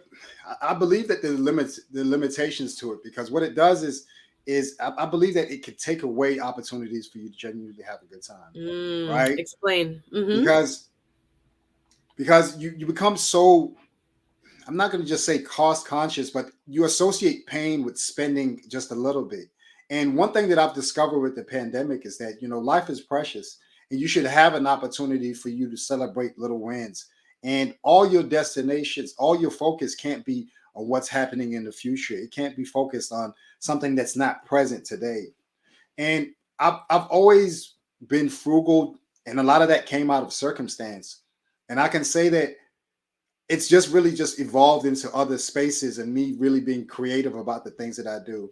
I can say that with dating, unfortunately, as a result of me listening to Dave Ramsey, it forced me to really vet out a lot of women's mindset as to whether or not I could see myself partnering with them. Because if they don't see themselves taking down their student loan debt, then how can I sign up for me to be involved with them? Because then I'll be ultimately the one that's just responsible for that. Mm. So It opened your mind in a lot of ways. Hey, by the way, did they open up the cancellation of the 10,000 or 20,000 yet? Did they, anybody get they, that? they did. It's going to start on October the 1st. They're going to start forgiving 10,000 for people who make less than $125,000. And if you were a Pell Grant recipient, you can get up to $20,000 forgiven. And so the Oh, the application period application is is from, open already. no, October the It's 1st going is to when come. the application period, October the 1st to November the 15th is the application period. And you have to Ooh, make only six sure weeks. that you go ahead and sign up. Go ahead and sign up for the opportunity to be alerted once the applications become open and available. And one of the things that's happening is that if you are paid monies and you qualify for forgiveness, if you paid monies from March of 2020 up until now, then there's a possibility that you have those funds refunded to you. Lord God, thank you, Jesus. So shoot me a DM when you fill out your application. So we talk about all kinds of things. Money affects dating. Money mindset affects dating. I see when your mindset changes. SWP disciple says men's clothing are expensive and haircuts are $40 now. Don't get it twisted. Trust Seriously. and believe. I know guys that cut their own hair for that very reason. They're like, nope, the time it takes to sit in a barbershop. Now you have very professional upscale barbershops down here in Miami where, on the hour, you better be 5 minutes early and you better be on time or you're going to miss it. And they do the whole, full service with the hot towel and all of that. And you're in and out in that hour. But then you have like the hangout barbershops where it's like, bruh, 8 people in front of me. No, no, no, come sit down. I'll be right with you. And then the time it takes. And now you're saying guys got to ante up too. But yeah, as a woman, it always to me is like to look fashionable and buy, decent clothes. I don't necessarily subscribe with. I'll go to a consignment and find a bomb outfit and rock it. It's how you wear it. But yeah, there's so much pressure in both men and women. Thank you, SWB disciple, to look and smell and present like they got it going on. I know my brother is very big on that. He gets on me. He's like, the shoes, you gotta look at the shoes and the watches, and he's very into that. And I had Needs Watches, a YouTuber on a few months ago talking about the type of watch and what it says about a woman. And all. I ain't even bought no watch yet, Simcia. Still, I'm like, I'll buy earrings. I'm like, I like earrings. I'll buy that instead, which is probably going to be good for my future significant other. He'll probably be like, she'd be good with some earrings. How many earrings do you have, Suzette? Well, I have a big earring collection. I love earrings. I love Give us them. give us a round number now. Come on. I could just pull off a rack right here. Oh, geez. How much earrings do I own? At least. How much do you think you spent on your earrings, Suzette? I don't know how much I've spent. Oh, my God. $20 a piece? No, they're not $20. Now they got $5 jewelry. You ain't gotta buy this was $5. This was $5. $10. No. So me might have. When I think about, because you can't count earrings because it's over a long period of time, so it's over years of collection, and then some. I don't even have one. I only have one because I lost the other one. So you can't say every pair may have, because most of them, especially if they're studs or something like that, they're easy to lose. But I would say I have at least 100 pair of earrings, but not 100. like I don't have everyone doesn't have a match. The best thing that I did as a young man, yes, was me experiencing. So I went through a phase where I was buying Jordans, but the best thing that happened to me was me not being consumed by the Jordan phenomenon. I went through a phase where I was selling Jordans, and it just took away my desire to have them. And remember what I told you, that in my mind, I had an idea of how I was going to dress. And so I was phasing out sneakers. And, oh, at yeah, the time, those are when expensive. I was younger, they're like $200 something a piece, So, that can be a taxing, towards your budget. And so me not wearing sneakers really helped me out. And then, so I'm wearing like casual shoes, diesels at one point, and, just shoes that older men would wear. And even in my group, I'm the guy that's not wearing the shoes that everyone else is wearing. You're wearing the hard bottoms. I love it. Somebody said, is Simcia single? To all the ladies who are interested. Yeah, I mean, I'm interviewing out here. You ain't got to put yourself out there. I'm interviewing out here. Oh, you interview? Okay. How many shoes does she have? Get out my business, the common sense expert. Get out my business. Okay. Mr. Awesome says, I treat monthly spending like an electric current. There's a limited amount of current I can pull. So if I don't want to plug something new in, I try to unplug another to allocate the energy. Okay, so I get it. So you have this, make this amount I'm spending, and if I need to spend, I don't know, you say you make 1,000 a month. If I'm spending 800, if I want to put something in, something has to unplug. That's a really cool way of looking at it. Miss Globe Girl says, like Steve Jobs. Is it popping up? Come on, Miss Globe Girl. I see your comment, but I don't see it moving. Like Steve Jobs, I have a uniform that does not change. Wide leg pants, heels, silk blouse, blazers, small gold earrings, hair in a bun, and I'm done. My clothes are quality, not quantity, no splurge. I hear you. Thank you. I don't know why my stuff is frozen. I can't get the let me change from banner. We need more women like Miss Globe Girl. Yeah, keep it simple. Keep it simple. For like I say, I don't really go out like that to be spending. I tend to be a little for work. I also tend to be a little bit more modest and kind of keep the same work blouses and work. That's why you got to keep the same weight. so your clothes keep fitting. Because I'm like, I'm not buying no new closet. I promise you. But like standard skirts, I keep a black. I got maybe 3 or 4 black pencil skirts. That's like my look, and a top and a blazer. But I hear you. It depends on the type of work you do. Also, if you're working from home, you got a great break on that. If you're being seen by people, even like on a platform like this, sometimes you do have to switch it up, right? So it's not like a mandatory thing, and it's more, I think, about your preference. But I think depending on what you do and how and what, sometimes people want. When I used to do real estate, people want the look, that a manicured office. That's why I had a big office at the time, and the foyer was well decked out and things, because when they're buying a home, people want to feel like they're coming into a place of opulence. Like, ooh, this is a great real estate attorney. Like, you don't know if they're great or not. You don't know me. Like, you just know that it looks official. So I spent a lot of money on that. But when I look back at it, I was like, God, I could have saved so much money just on overhead alone. But again, you're playing up to what you think other people's expectations are in business, even not just personal, to kind of look a certain way and keep up a certain appearance. But it can backfire for sure. I wanted to, before we go, Simcia, and if I don't see anybody volunteer to come up and talk their business, I don't mind, because I understand that it can be very personal, and it's a very personal area of growth. Sometimes people don't want to reveal what they used to be like, and that's okay. But when you got yourself together and you started to become more empowered about, I'm not defined by my shoes, I'm not defined by my clothes. You're not going to see me in this type of wardrobe. And you didn't have this kind of heavy expectation on you anymore mentally, that I got to drive this and look this. Did you downsize? Did you, keep the type of car you wanted? Mm. I'm still here. I don't know what happened to my camera. Oh, that's okay. That's okay. I see you. I'm still here. I'm gonna drop you down just real quick.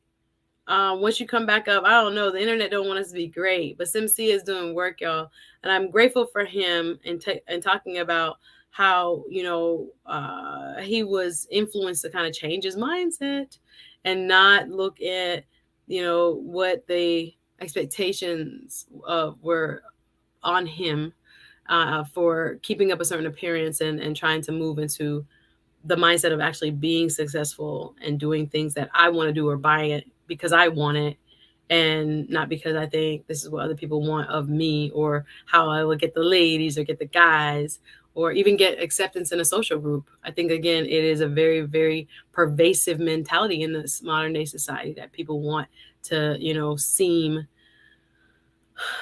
successful, even though it might cost them more. If you're supporting the channel, thank you. That's the Cash App, $Suzette Speaks. I appreciate y'all. Let me see if Simcia will come on back. I know his camera just went out. Sometimes it's the battery, Simcia, and things like that. Make sure you're plugged in properly. Topic: how looking successful kept me broke. I also have my Patreon. May not go too much longer, y'all. I was thinking about doing my Patreon again. What will you tolerate? Has been in my spirit because a lot of us have gotten used to tolerating certain things, and it's just kind of a couple examples I want to share with my members only chat group. Appreciate you guys. Let me see what the chat is saying.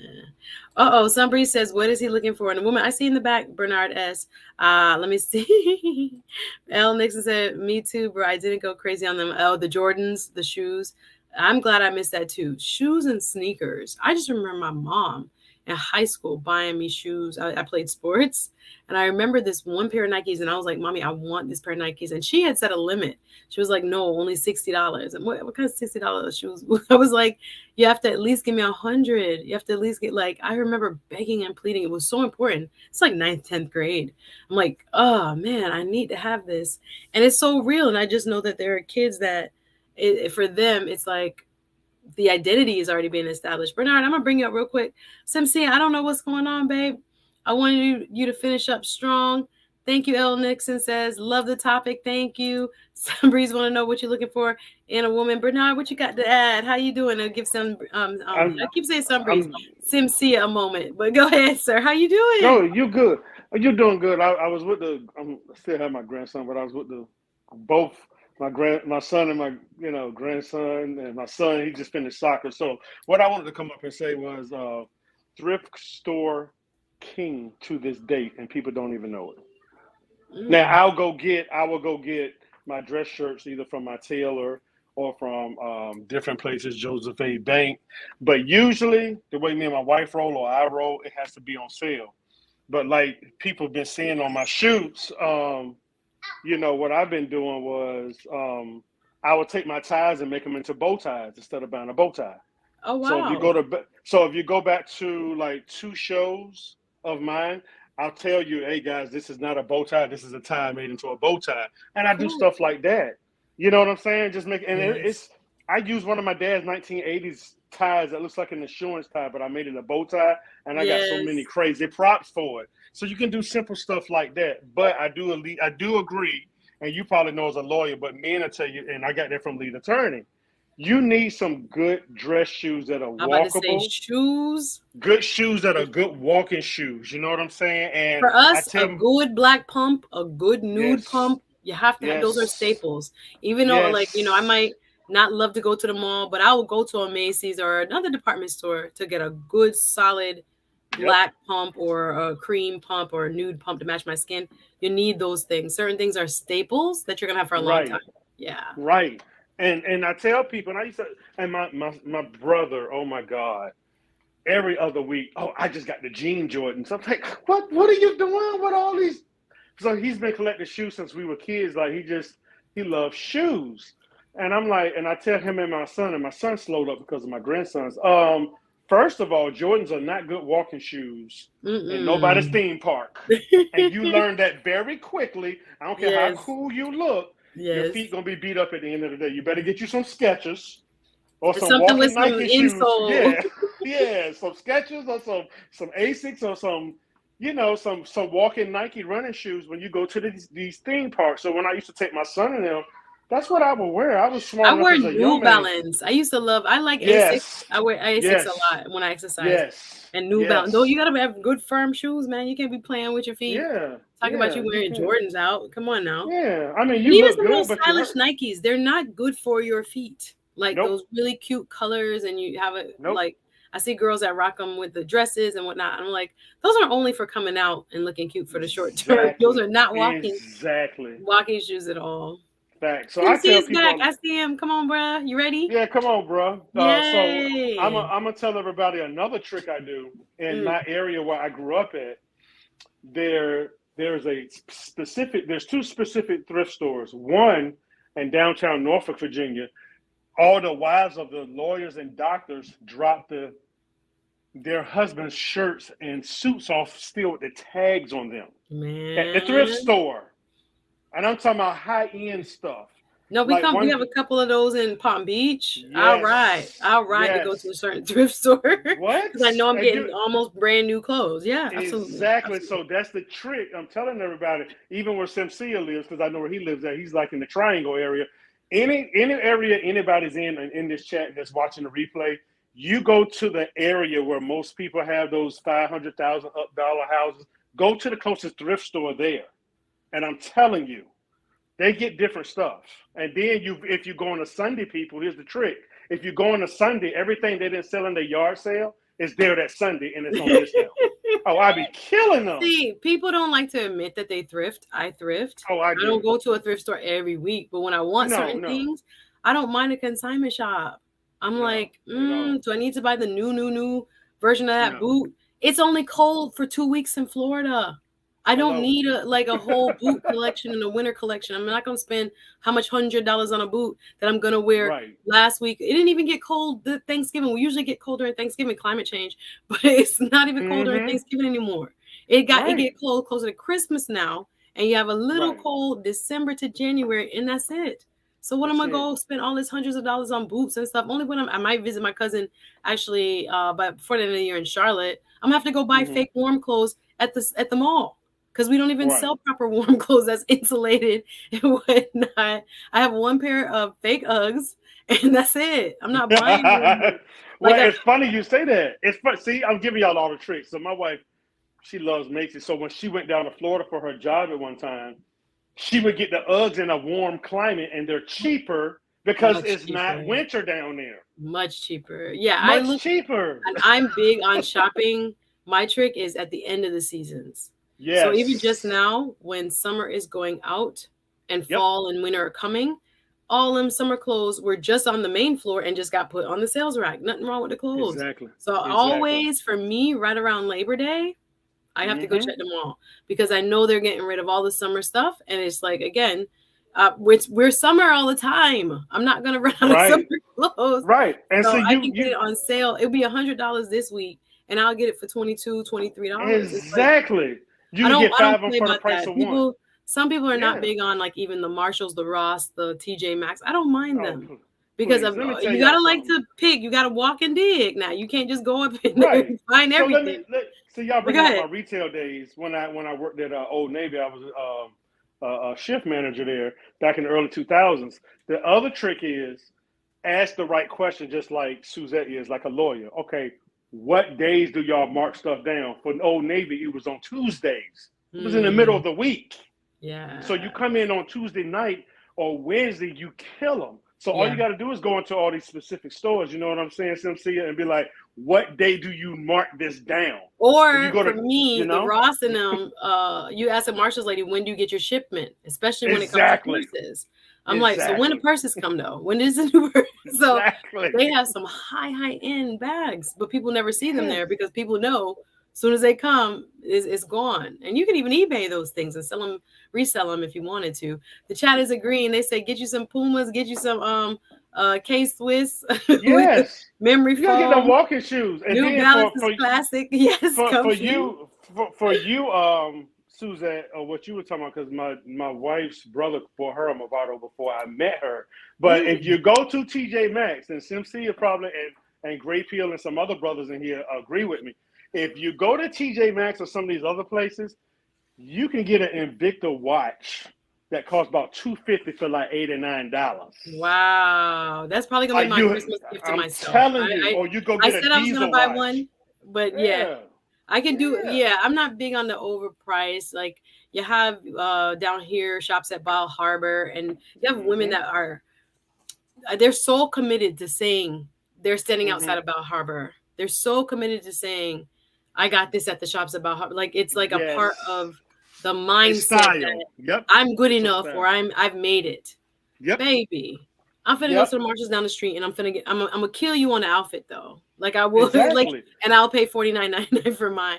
But yeah, you have Exactly. again, it's a mindset. And again, depending on how you grew up, what you think about money, how money, plays a role in your own self-esteem, it can get kind of sticky with how people or how much weight people put on what they look like and how they dress to look more successful. But Well, it helps us as adults, and I think Cynthia, you have a son or a daughter, correct? If I'm not mistaken, Yeah, I or have a something like son. that. So it helped me out with my daughter Suzette and Cynthia in chat.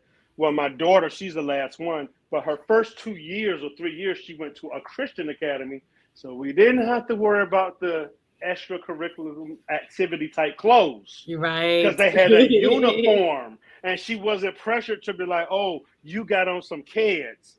But by the time she got to regular school, Dad was already truck driving. I was already truck driving, so she was gonna have what she needed, and so was my son. Yeah. I got the money to do that now because it's not about just us spending money on them. It's about the pressures of our children Of getting joked. And course. you can't be in school with them when your child, when me and Simcia or any other parent in this chat, when you send your child off that first time, you know it's nothing can save you or save them because you can't be there with them. But you remember as a child what it was like to have the bobos and be like, nope, I can't do that Oh, for them. I my can't mom do that. shopped at Payless. Are you kidding me? I We wish had we Tom had McCann's. uniforms and stuff when we were little. We were straight immigrant. I mean, there was Payless sneakers we wore. I wore the Jodeci boots from Payless. Like I Hey, wore so many hey, things. I'm hey. just thinking like, good thing But I did had y'all see that? confidence. Did y'all see that on IG? I don't think I sent it to you. I didn't send it to none of you guys in IG. None of you guys that's on the panel. But they did that in California. Did y'all see that one? Where Which is, they took all the Payless oh shoes and marked yeah, them up to Mhm. $600, and people talk about, oh, these are great shoes, and same and they Payless.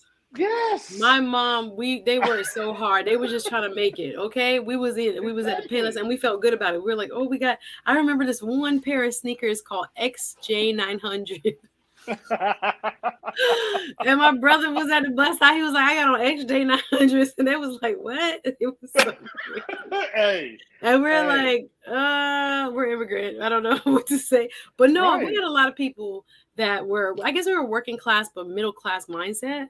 No, we're not doing all kinds of craziness to keep up. I wish we had uniforms when we were little, like in elementary school and all that. I was like, thank God they started instituting even in public school, elementary, and then I think even our middle schoolers wear uniforms here in Florida, majority. And then high school you wear what you want, but it's so much pressure. I'm reading the chat, Bernard. Excuse me. Let me say what's up. The Ace Butterfly got me laughing over here. Welcome, Ace. Welcome, Links. Nice to see you. Ace talking about Simcia look like what she said, the P Diddy, the African P Diddy. I said, what you talking about?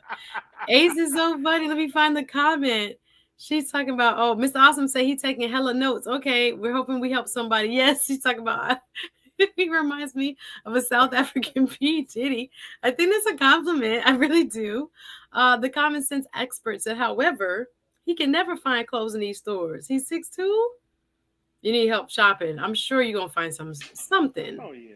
Something quality. It's not everything, you want to pick up.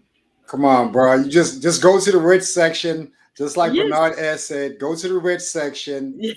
Rich people are tall too. You go over there. You're just gonna have to commit some time and just go through the jackets. They have it over there. If you want to go, I'm gonna tell you guys a funny story, right? And this is probably one of the times I had probably the biggest paradigm shift. So I'm at a thrift store, right? And I start to think almost as if, man, I wish I would have been introduced, just like Bernard S. was saying. I wish I would have been introduced to these things when I was younger, right? So I'm in the thrift store and I see this 17-year-old boy and his girlfriend. And they're in the thrift store and they're going through the clothes, right? They're going through the clothes and they're like incessantly looking, right? And I'm saying to myself, who came up with the idea? Oh my God. Who came up with the idea? Who came up with the idea for you guys to come here shopping? Because it's amazing. There's no way in the world that at 17 years old, I would have thought that it was appropriate for me and my girlfriend to go to a thrift store and go shopping.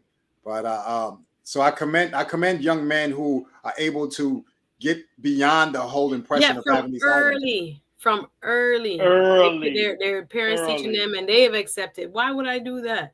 My money can be placed in a stock. My money can be placed wherever, in a startup. My money can be placed in a place, real estate, wherever.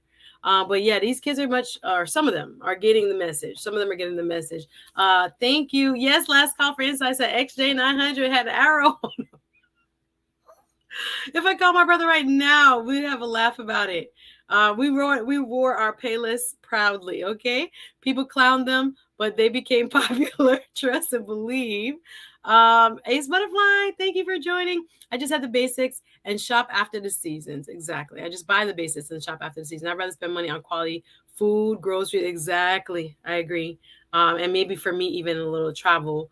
Your camera's acting up, Simcia. It's okay, babe. That's all right. We're gonna wrap up. I want Simcia to talk a little bit about the fire community because you had mentioned it to us, to me when we were kind of warming up for the interview before we went live. Yes, she does say South African P. Diddy is a compliment, just so you know. Ling says, I have to do custom at my age. Yeah, and height, 6'3". I have a spot that makes stuff for me in India. No way. And who else? Last call for insight, and then I have last good man in Jersey. The last good man in Jersey was telling about some shopping and where he was shopping. I just saw it.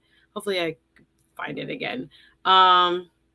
Yeah, get you a girl that finds saving money fun is a very big deal. But I have friends whose husbands outspend them, and they were like, "How do I get my husband to see just because I make the bank?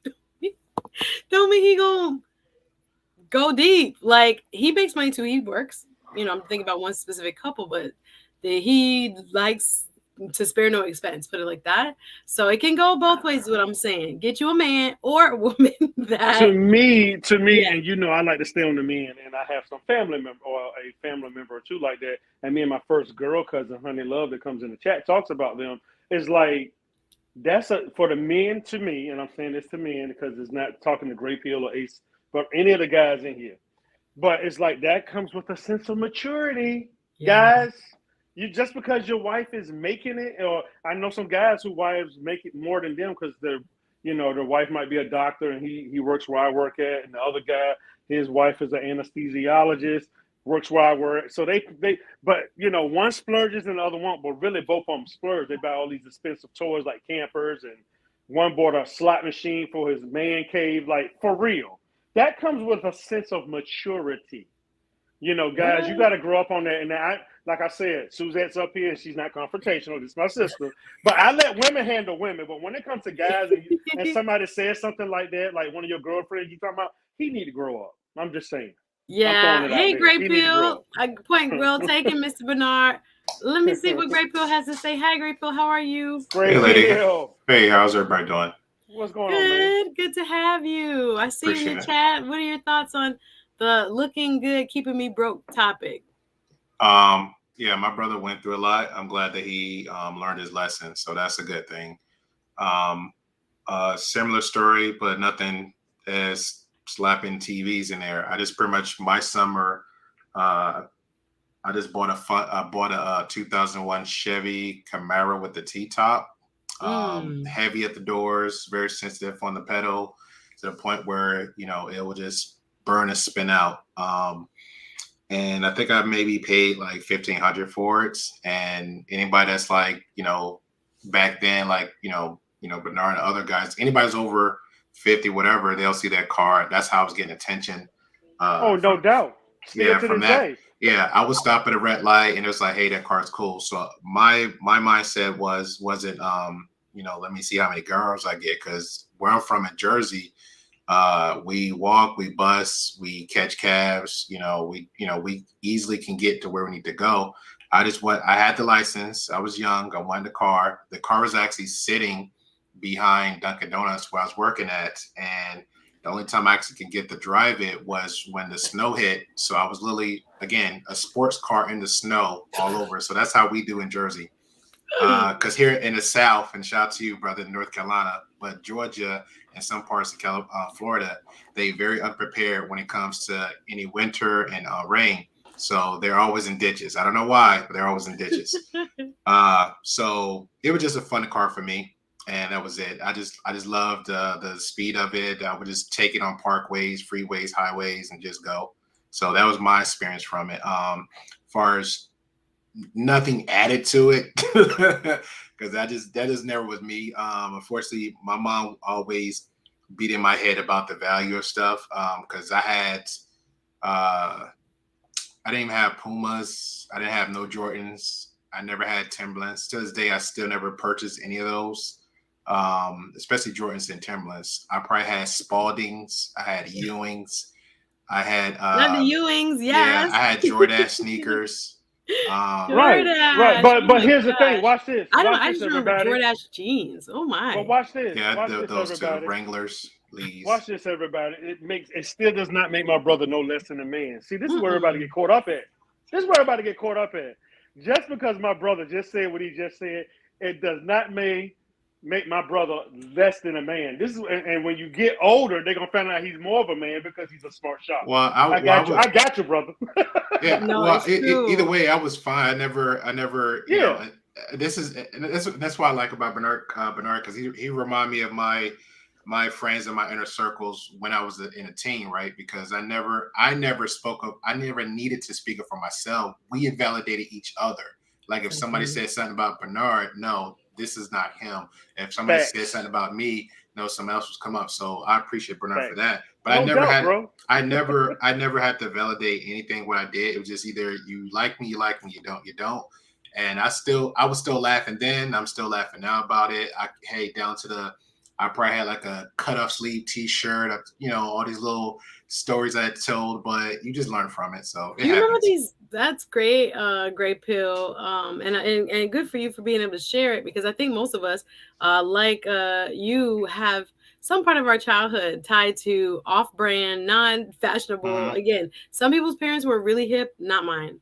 I don't know if you remember these patent leather shiny shoes that look like Michael Jackson shoes that had Mhm. laces. I had those. That was like a big deal. Yeah, my With mom gave me. dresses.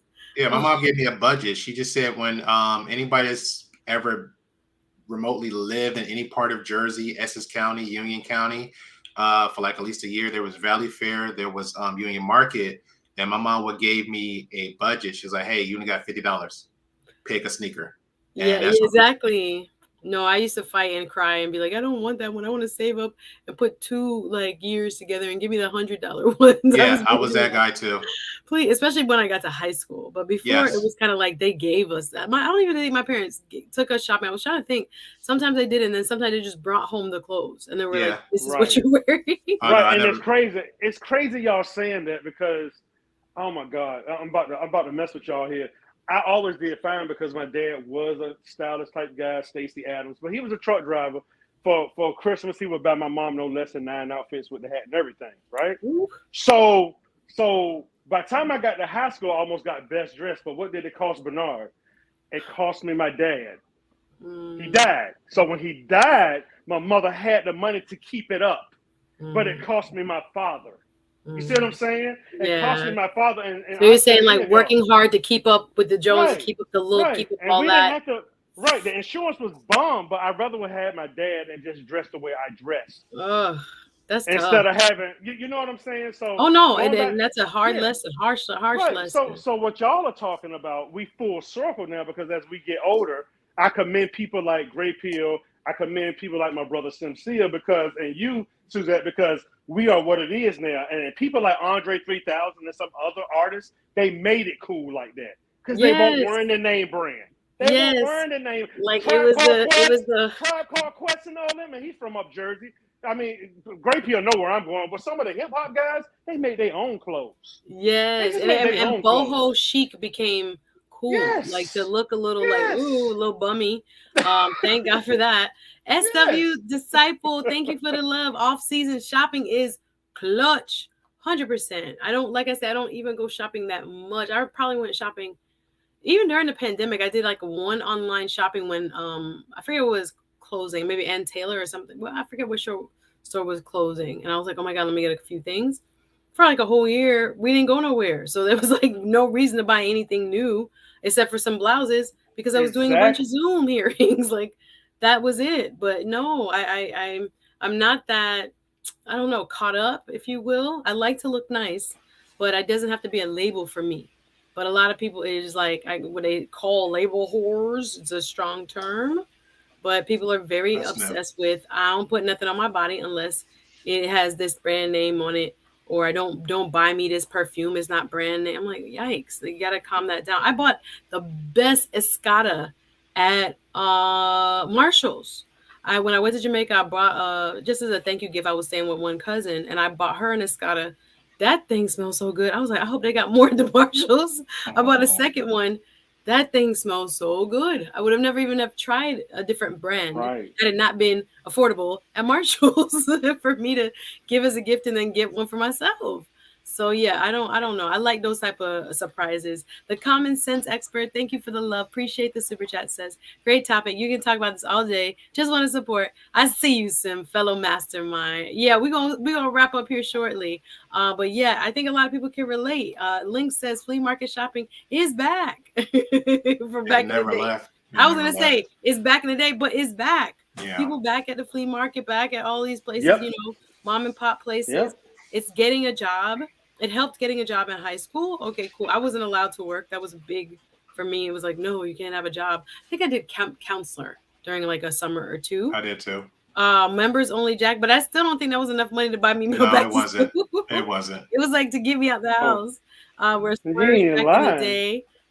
Yes, I see so many comments. Thank you. I never had Jordans either, says Andrew. I am a Knicks fan, so yeah, you and the Patrick Ewins. I bought I simple know things. that's right. I was The balanced. Ewans. Exactly. I was raised basic. I was a Catholic school, military, high school. My daughter's very simple. That's great. I think there's a Bible verse that says you should be happy when you abound and happy. Like I forget the actual quote, but I Yeah. can be happy Yeah. at both. Well, either when I'm meek and have little, or when I have a lot. It's like the same. Give me the same energy, and not everyone has mastered that same energy for when it's like, whoa, I'm eating versus like, wow. I can't believe I'm in this situation right now. But it's hard Right. to do. It's a muscle. It has to grow. It has to be worked on so that your mindset is strong. So that you're not defined by, that circumstance you're in. Things can come, money go. I've learned that. Mm-hmm. So you got to be very Mm-hmm. careful when you're tying your sense of worth and purpose to jobs, to cars, to money. It can backfire in a big way. I'm gonna give final thoughts. Hey, XCMC, how are you? Salute to you, sir. Glad you're here. Seeing so much back and forth. You had the Michael Jackson Thriller and Beat It. Oh, you was doing it. If you had that red jacket, I had a poster of Michael. Did he have? No, he had on this fine. He had on this white.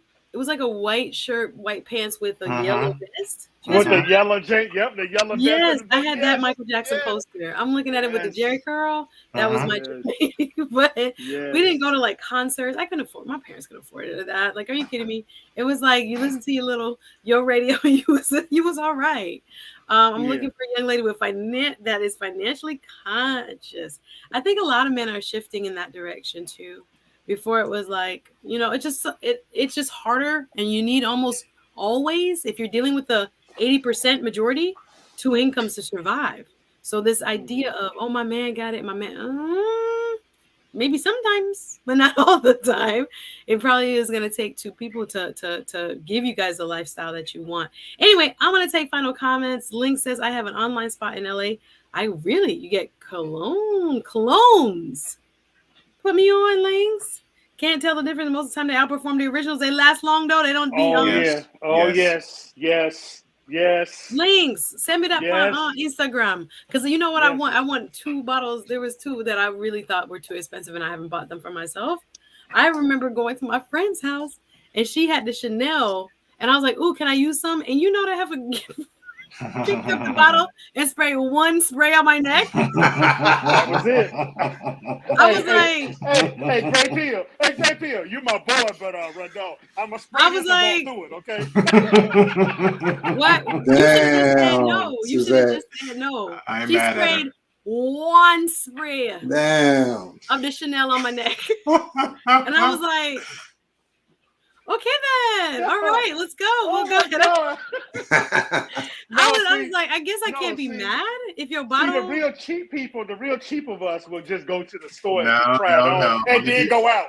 No, no, no. I'm gonna No, respect yeah, her best no. friend. I Her wanted best to. friend knew that was very potent stuff, so that's I why she know. gave you one spray. I'm talking about one It was single very spray of the strong, Chanel on Suzette. my neck. I It was was just very like, strong.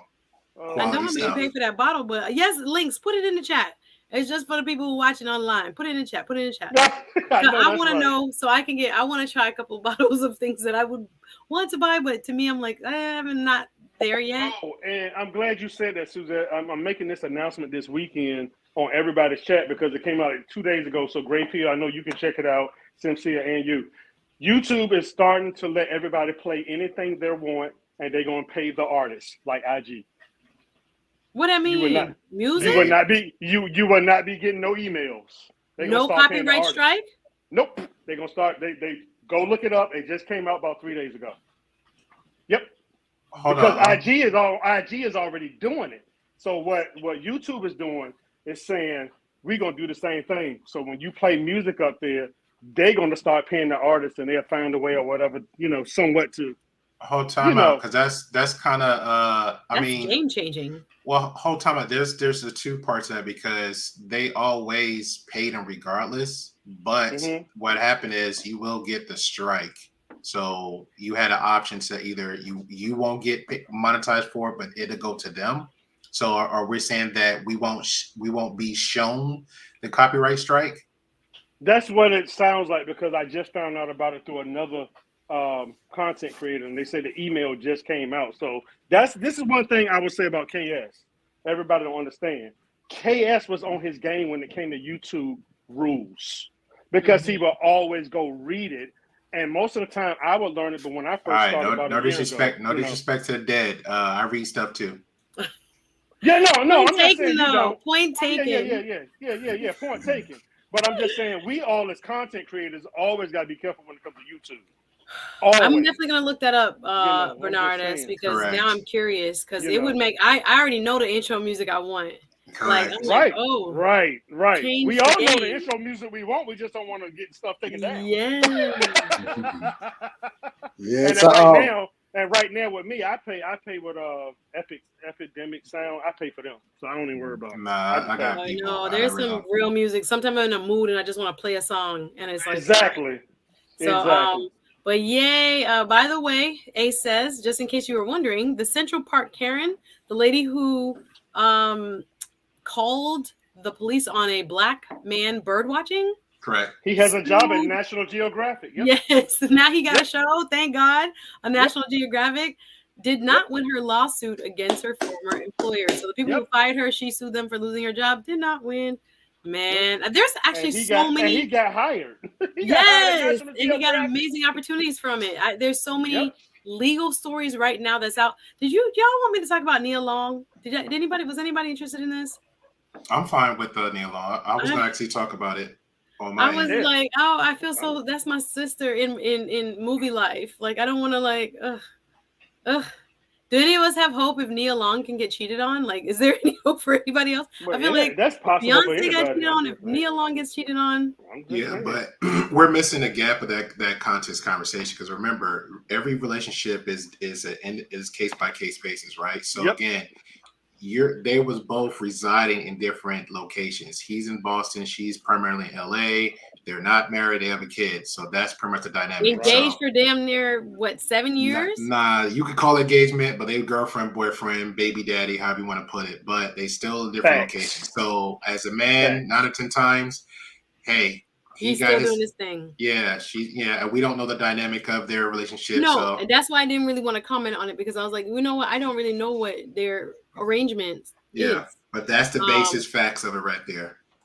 Suzette, would you let a man do what he wants if he was bringing the papers to the table? No. Hold up, Suzette. Now, earlier what? Earlier, you were talking about my man in Atlanta. And you said my man in Atlanta was looking good, dressed to the nines. Smelling good. Right? He probably got two good sprays of cologne from his homeboy. Yeah. Listen, walked into it. Listen, and wafted it and everything, right? And when you got outside, when he gave you the real, what'd you say, Suzette? What'd you say? I was just kind of like, wow. Come on now. It was a letdown because of the way he presented himself. You gonna present yourself like this. Hold up. And then you living on your friend's couch and you just got through like a bad divorce and it was a terrible. But those are things that he owned. It's not like he rented the clothes. I mean, that was just him. I mean, his circumstances are beyond that. He could look fancy walking at the park. I mean, no, he could have, but he wasn't that night. And it was such a front though. Like it was, I can't even explain to you how you almost couldn't. It would almost be like somebody dressing up. No, that's too extreme. I was gonna say and being like a bank robber, but it's not like that. It's almost like the package itself is almost mislabeled. It was just such a contrast between what I thought and who I thought, the life experience I thought I was talking to. Who did you think he was? The snapshot of what he was living were just so, it was a big contrast. So it's like I couldn't comport the dancing and the champagne and the get outside. But you had a ball. I don't even got a car. I live with my homeboy. I just got moved here from DC and I was like, what? She had a good time, guys. She had a good time. It was a beautiful time, but then I was like, all right, man. I put my 2 cents in since the lawyer spoken. That's what I was gonna let you do your thing. So, what was the point of you having that little I guess the points you was trying to make is the vignettes? Why did I use that? No, I'm saying to Slim. So the point of that was in correlation to Nia Long. No, that was a part of my open. When I did, you might have seen the very top of the show. I was giving examples. The point of that vignette was an example of a guy I met who fronted on me in Atlanta. This is years ago. Going out with my cousins, my friends, saw a dude. I'm talking about the finest dude in the club. Okay. And I was like, oh yes, that's me. I'm gonna walk over there. Them time they had confidence, and I was like, yeah, that's fine. I'm gonna move on him. I'm gonna start dancing. Hey, and the vibe was right, and the champagne flowing, and a drink for the ladies, and and all this. And I'm talking about suited up, booted up, nice looking gentleman. an hour of blissful laughing and club about to shut down, go outside, lights turn on. And he's like, listen, I want to tell you something. I'm like, ready to give him my number. He's like, yeah, I just moved here from DC. I'm living with my, it was his homeboy at the time. I'm living on his couch. Just for right now. I've been through a bad divorce and I'm trying to get into nursing school or something. Like, I was like, it was like a pump your brakes moment. Yeah. And it was like the front of honest. it. I don't think it was wrong for me to be like, I'm sorry. That's a lot to deal with. And I just met you thinking you were like just a little bit more on the smooth sailing. That's fine. He was honest, so he gave you Yeah, that he was. option. Yeah, he was. And I wasn't mad at it, but it was something I would be interested in. I was like, and that's fair. Thank you for telling me. So, Simcia, you brought it up because of what? Yeah, that's the point I'm trying to get to. What's the closing argument? Well, this goes back to the 𝗕𝗥𝗢𝗏 thing, right? I was saying because thank you. I knew it. Thank you. Go ahead. Because of 𝗕𝗥𝗢𝗏's husband, well, could have been prospective husband. Fiancé. Right? would she have been willing to overlook it with the understanding that he's not going to embarrass her and make a fool out of her? I mean, like, distance is a thing, and it's hard to tell. I don't even know who he was around, but he might have had those dancers around him. He might have had one of those. Maybe speculation, sir. Somebody on. Objection. Speculation, Your Honor. Yeah. Somebody on his coaching keep the code, Great P. I mean, come on now, like, you know, he was lonely. You know, the season just getting started. You know, it was like summer by himself. You know, and he's saying, man, you know. Shoulda, woulda, coulda player. Listen what I'm telling you, Simcia. I can use the thing right now. let me tell you, Simcia.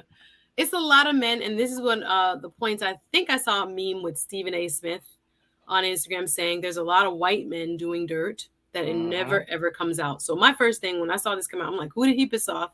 Are the Boston Celtics trying to get him out as a coach? Thank you. Because I've never heard of anybody having a consensual relationship that might have been against club rules being suspended for, that was my argument, a whole entire season?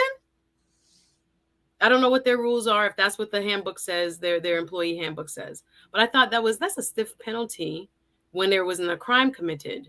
It might have broken their policy, but I guess from the point of a leadership and possibly getting sued in the future. It's too many cases, because when we were going through what we were going through here in VA with Mike Vick, the white dude had a straight I didn't want to be touched case with another woman.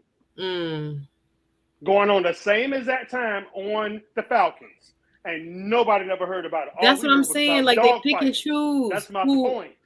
People can go somewhere with that. I'm sorry. Yeah, that's why I don't want to just talk about me as business. I want to just talk about how this is being handled in the press. Right. And the fact that, again, there is not like this saintliness across the board. This guy, I don't know. I'm not saying what he's doing. That's why I'm attacking. Right, that's why I'm attacking Mr. Sims' delusional argument about the shoulda, woulda, coulda, because that doesn't place, that perception doesn't hold down to the rule and the reality. Now, the media might see it one way, but the reality is, at the end of the day, he got the suspension. He may or may not keep his job. So now he's like, he's still got to come back home to his girlfriend. And everybody hates him because he dogged out Nia Long.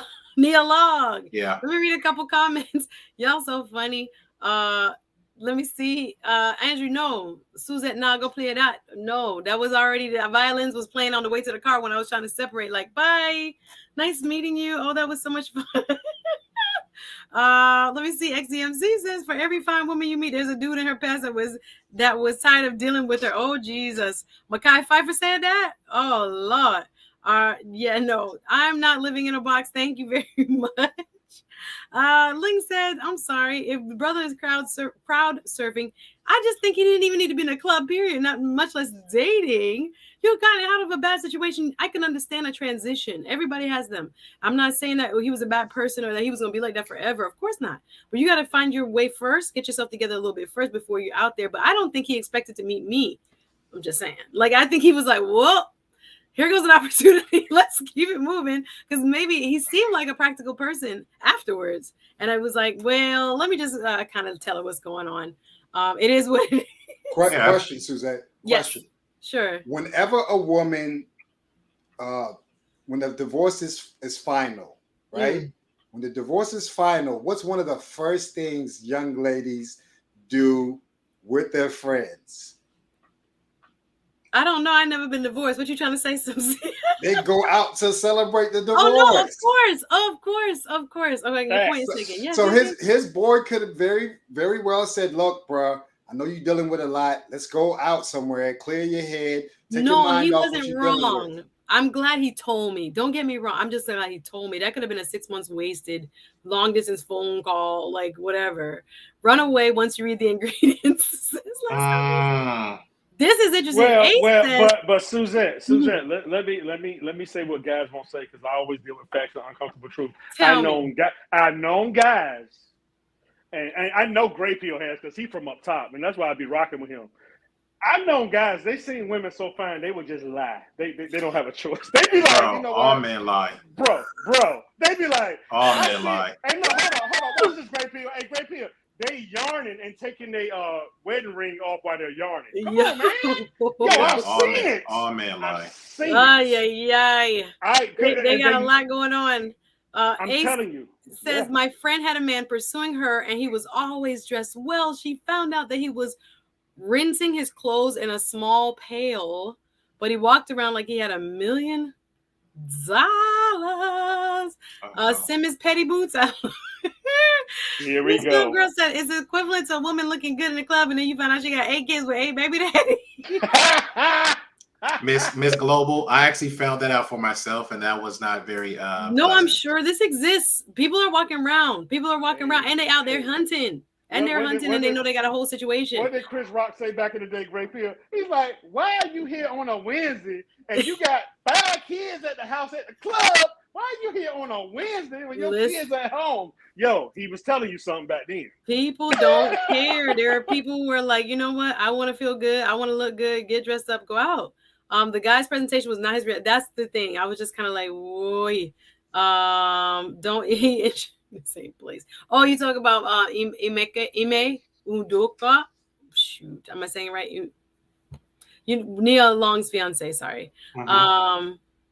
I believe he has done more than that. That was the last straw. Yes, but she always said from day one they were not. She said they would never get married. That came out her mouth. Yeah, people got to get the story straight. She said that. She said she was blindsided and she didn't know about maybe this instance. I don't know. Maybe she knew about other things. Maybe she didn't.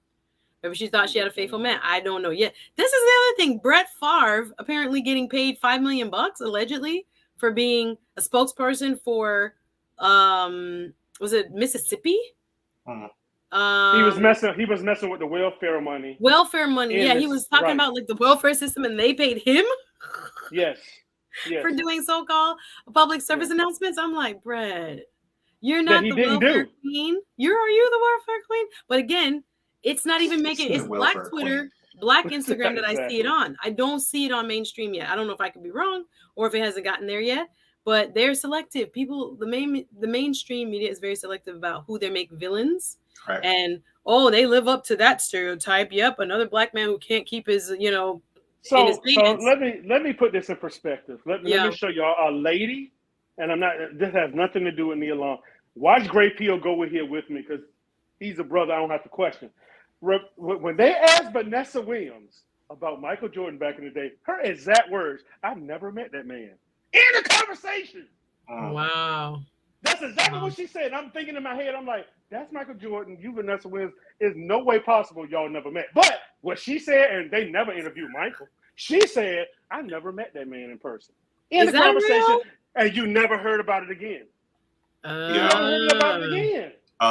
Same conversation with Martin with Gina, because she had allegations against him, and then like lawsuit allegations accusing him of some crimes like over 15, 20 years ago. And then now is Martin and Gina? Yeah, Martin from Martin Show. And then, actual Martin and Gina. Correct. They sued each other. Well, she accused him of being handsy and some other stuff. What's her name in real life? I can't remember her name. Gina, I think it's. I don't even remember. I forgot her name. Oh my God, Tisha Campbell. Tisha Campbell. Okay. And then 20 years later, here today, they're doing a reunion together, and she's on his show, and he's helping her get some money and she just recently got divorced. Right, from Dwayne Martin. I'm just saying two things can be true. He could have been handsy as a young man. It could have been, but again, my thing is, if you're putting that type of allegation on me, that's like don't come asking for money later. Yes. Boy, I hear your point. Let me read this quick super chat. Andrew, thank you again. Says, do you remember what happened with Isaiah Thomas and the Knicks? No. Somebody tell me what happened. I'm not big of sports. I don't remember. I don't know. I don't remember. I wish I knew what the reference was, and I'm usually good on this. He's got to lead me to that. I'm sorry. I don't want to pretend like I know. I don't know. But thank you for the super chat. Please elaborate in the chat. Links, Isaiah. Links and Andrew know. He said yes, and then he said he went on to coach the New York.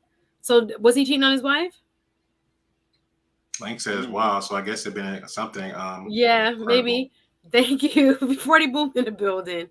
So many women on these dating apps lie. Let's go, says Andrew. Andrew, he responded. He has to have something. He had to have something on the owner. All the bad deals he did, i.e., Allen Houston, guaranteed contract, and never got fired. Oh, a big sex scandal is what Links are saying down the bottom. Oh, was it? Okay. Yeah. Interesting. Well, we're going to take final comments. We got off on a little tangent because I was thinking Nia Long, and I guess you guys might want to talk Nia Long because I was like, do I want to do a show on that? Do it on Patreon, and make sure you're on Patreon today, right? Yes. Okay.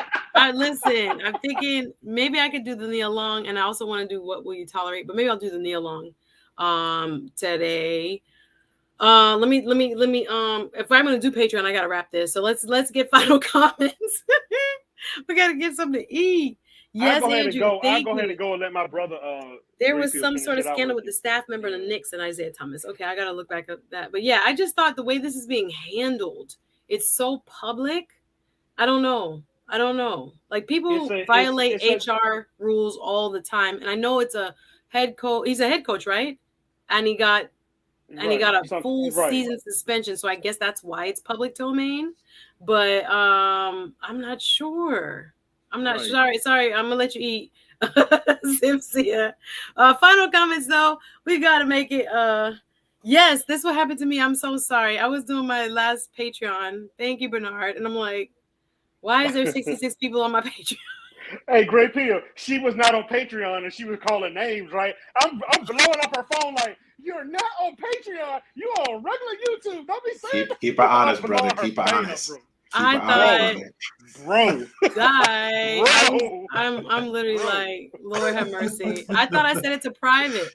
Oh, Simcia said he was just having a mint. Calm down. Okay, my bad.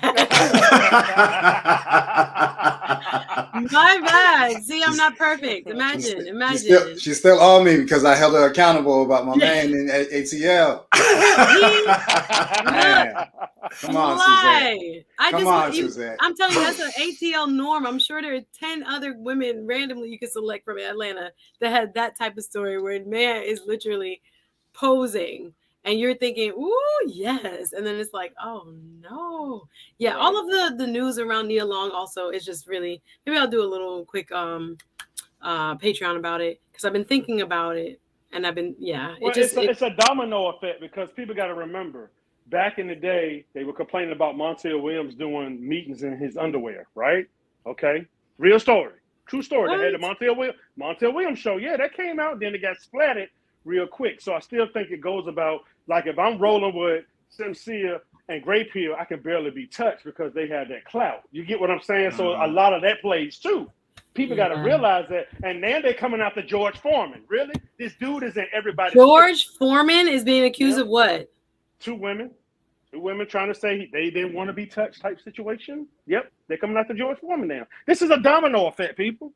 This is why I don't want to be famous or rich. Exactly. You think this is a shakedown? You think it's a shakedown? Because I feel sometimes people of a certain age, they were treating women way different back in the day. Yes, but here's my thing. This is why brothers like Simcia, Great Peel, and some other singer brothers I know on YouTube and off YouTube do not even want to date on this level. You can't trust anybody because something goes sour or sideways. You can just say anything about a man and their career is done. on any level. Yeah, The because John Cena. accusation, Yeah, not because even John Cena actually got like what 100-page contract on his girlfriend. Like Yes. before she even got it, before she even decided to get serious, he Facts. laid down the contract. Facts. This is wild. It's that This is serious. wild. Sunbreeze, you want to talk about this today on Patreon? Could we talk about Beyonce's before and aftermath, Jay-Z conflict, new song, her new look? Just wondering. If we talk about Nia Long, of course, we can bring up anything you guys want to bring up. I got about an hour. Let me take a quick break and grab something to eat, and then I'll throw up a Patreon link. But yes, I was talking too much. I thought I was talking to my crew here, and then I was like, oh, it's public. Oh, wow. Too much for privacy, but only about 60-something people. Guys, don't repeat that.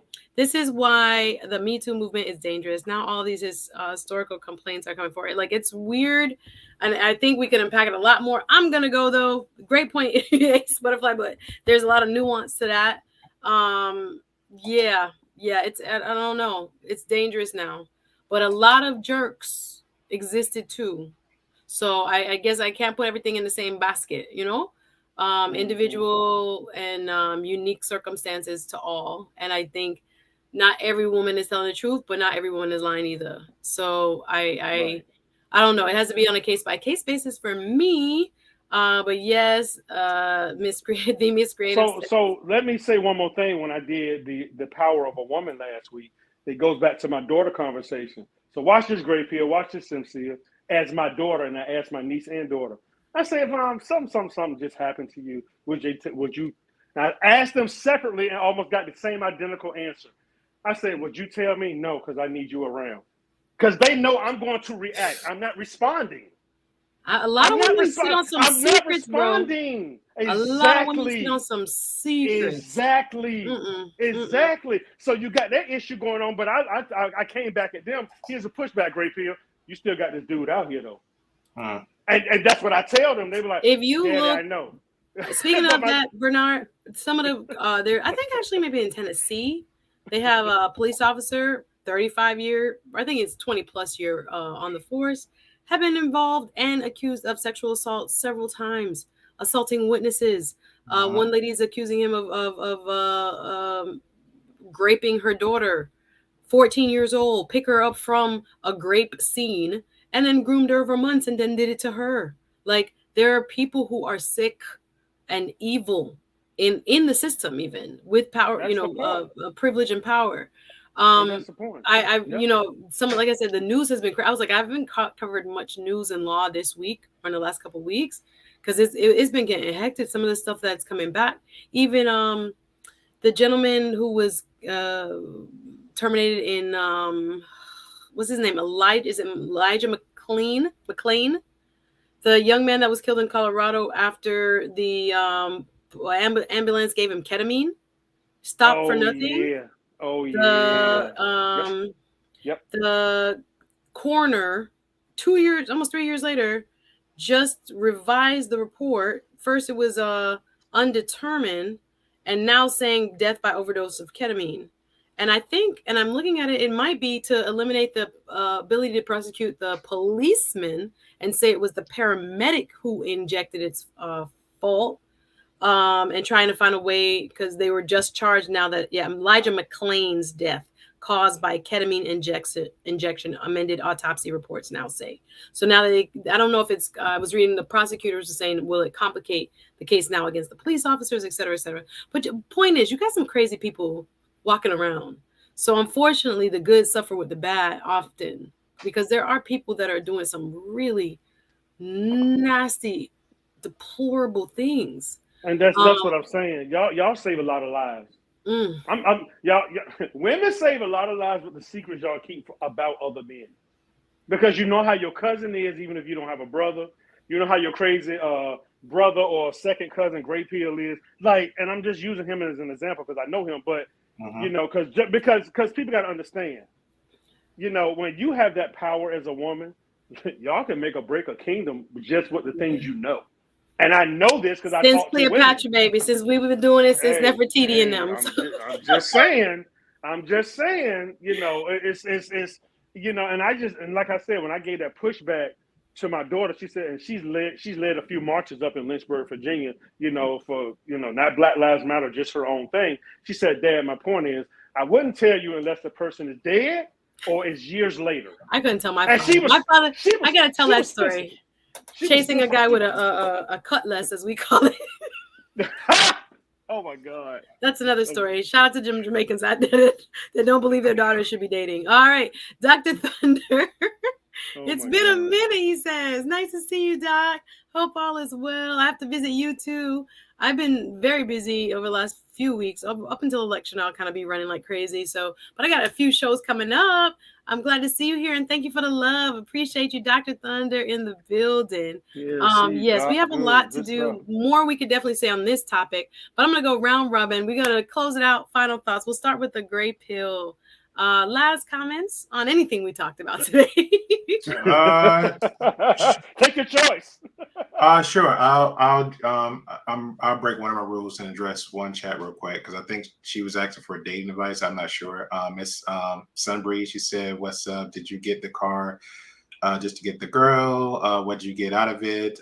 Did she come up to you? If she came up to you, what would you say to her?"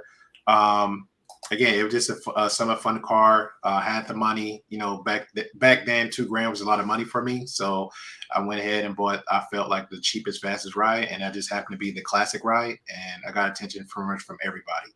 I drove that sucker all over the place. And I just love to drive because, you know, anything faster than 80 miles per hour was, that was my natural high.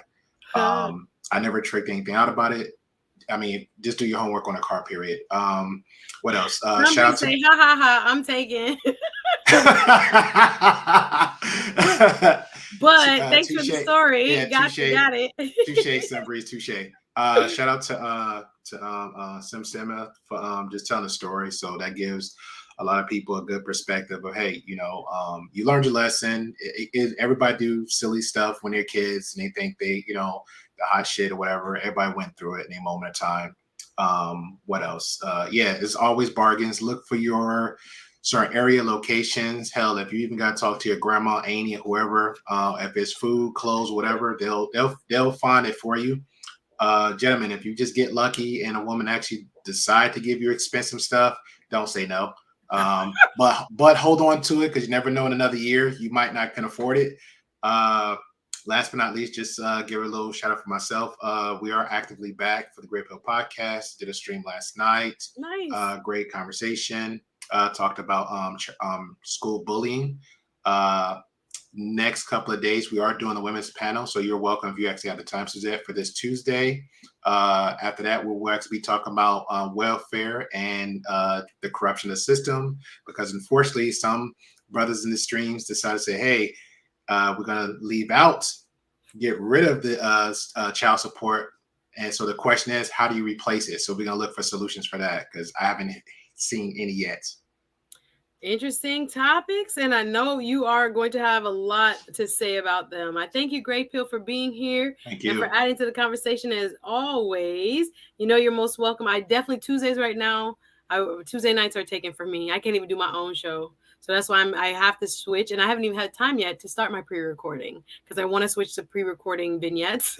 Correct. I'm doing that also. So, even when you mentioned about the Nia Long thing, because I don't think that's a 2-hour conversation. Yes, I can sit here for 2 hours, or I can try to do a pre-recorded and give y'all a good dose of 15 minutes, correct, 20 minutes, and go in and go out. So y'all bear with me. To my deepest supporters, I appreciate your patience in helping me. Grow the channel, support the channel in whatever way as I kind of transition and figure out what I'm doing with the channel.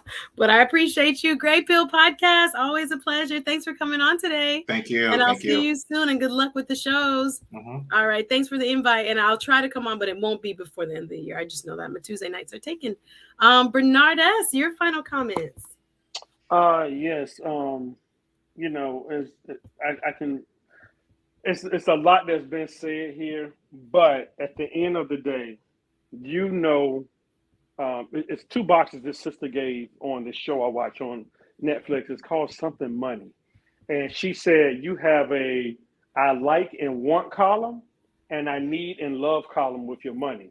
She said a lot of people skip the love part because you don't do what Suzette did or some people did. And the love part is taking vacations for yourself if you're single or with your family. That is part of the need part of your money, and people skip that and they don't realize it.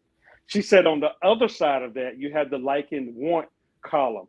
And she said, in the like and want, what is that really going to do for you? So people need to realize that if that helps anybody, and I always ask my wife, and this is why she slowed down buying purses, is that really going to change your life? No, but I want it. And she got to the point where she stopped saying that and be like, no, we got to, we going to shut Yeah, this down. no, And so, you the see what high I'm you saying? get, it doesn't Right. last. So you're Right. like, ooh, the girl will send me, Right. oh, I love your purse. Okay. Right, right. You're buying it for the compliment and for the moment. So Yeah. don't buy something to get caught up on the moment. So that's pretty much all I had.